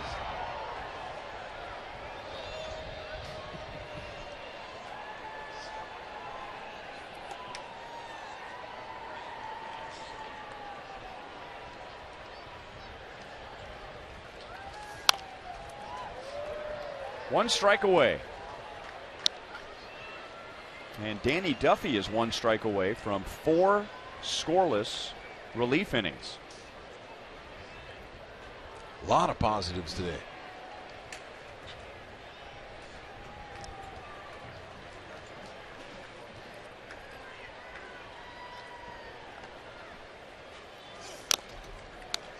Still 2-2. Franklin Morales with 15 total bases today, a Royals record. Royals magic number is 4. In a matter of seconds, we hope it will be 3. And the Royals are open for a big comeback from the Angels. Otherwise, it will be 3 beginning the homestand. And it will be 12 for the best record in the American League. Yoenis Cespedes had a 15 total base game at Colorado this year. So Morales and Cespedes are the only big leaguers this year with that many. And Kendrys Morales, if you weren't with us all game, has a 3 home run game and a triple. And Danny Duffy with a changeup finishes off the game. 4 scoreless innings in his first relief appearance of the year. Kendrys Morales leading the charge on offense as the Royals had 10 runs, 19 hits. He had 3 home runs. The first Royal with 3 home runs in a game since Danny Tartabull in 1991. Royals magic number is 3. They have won the season series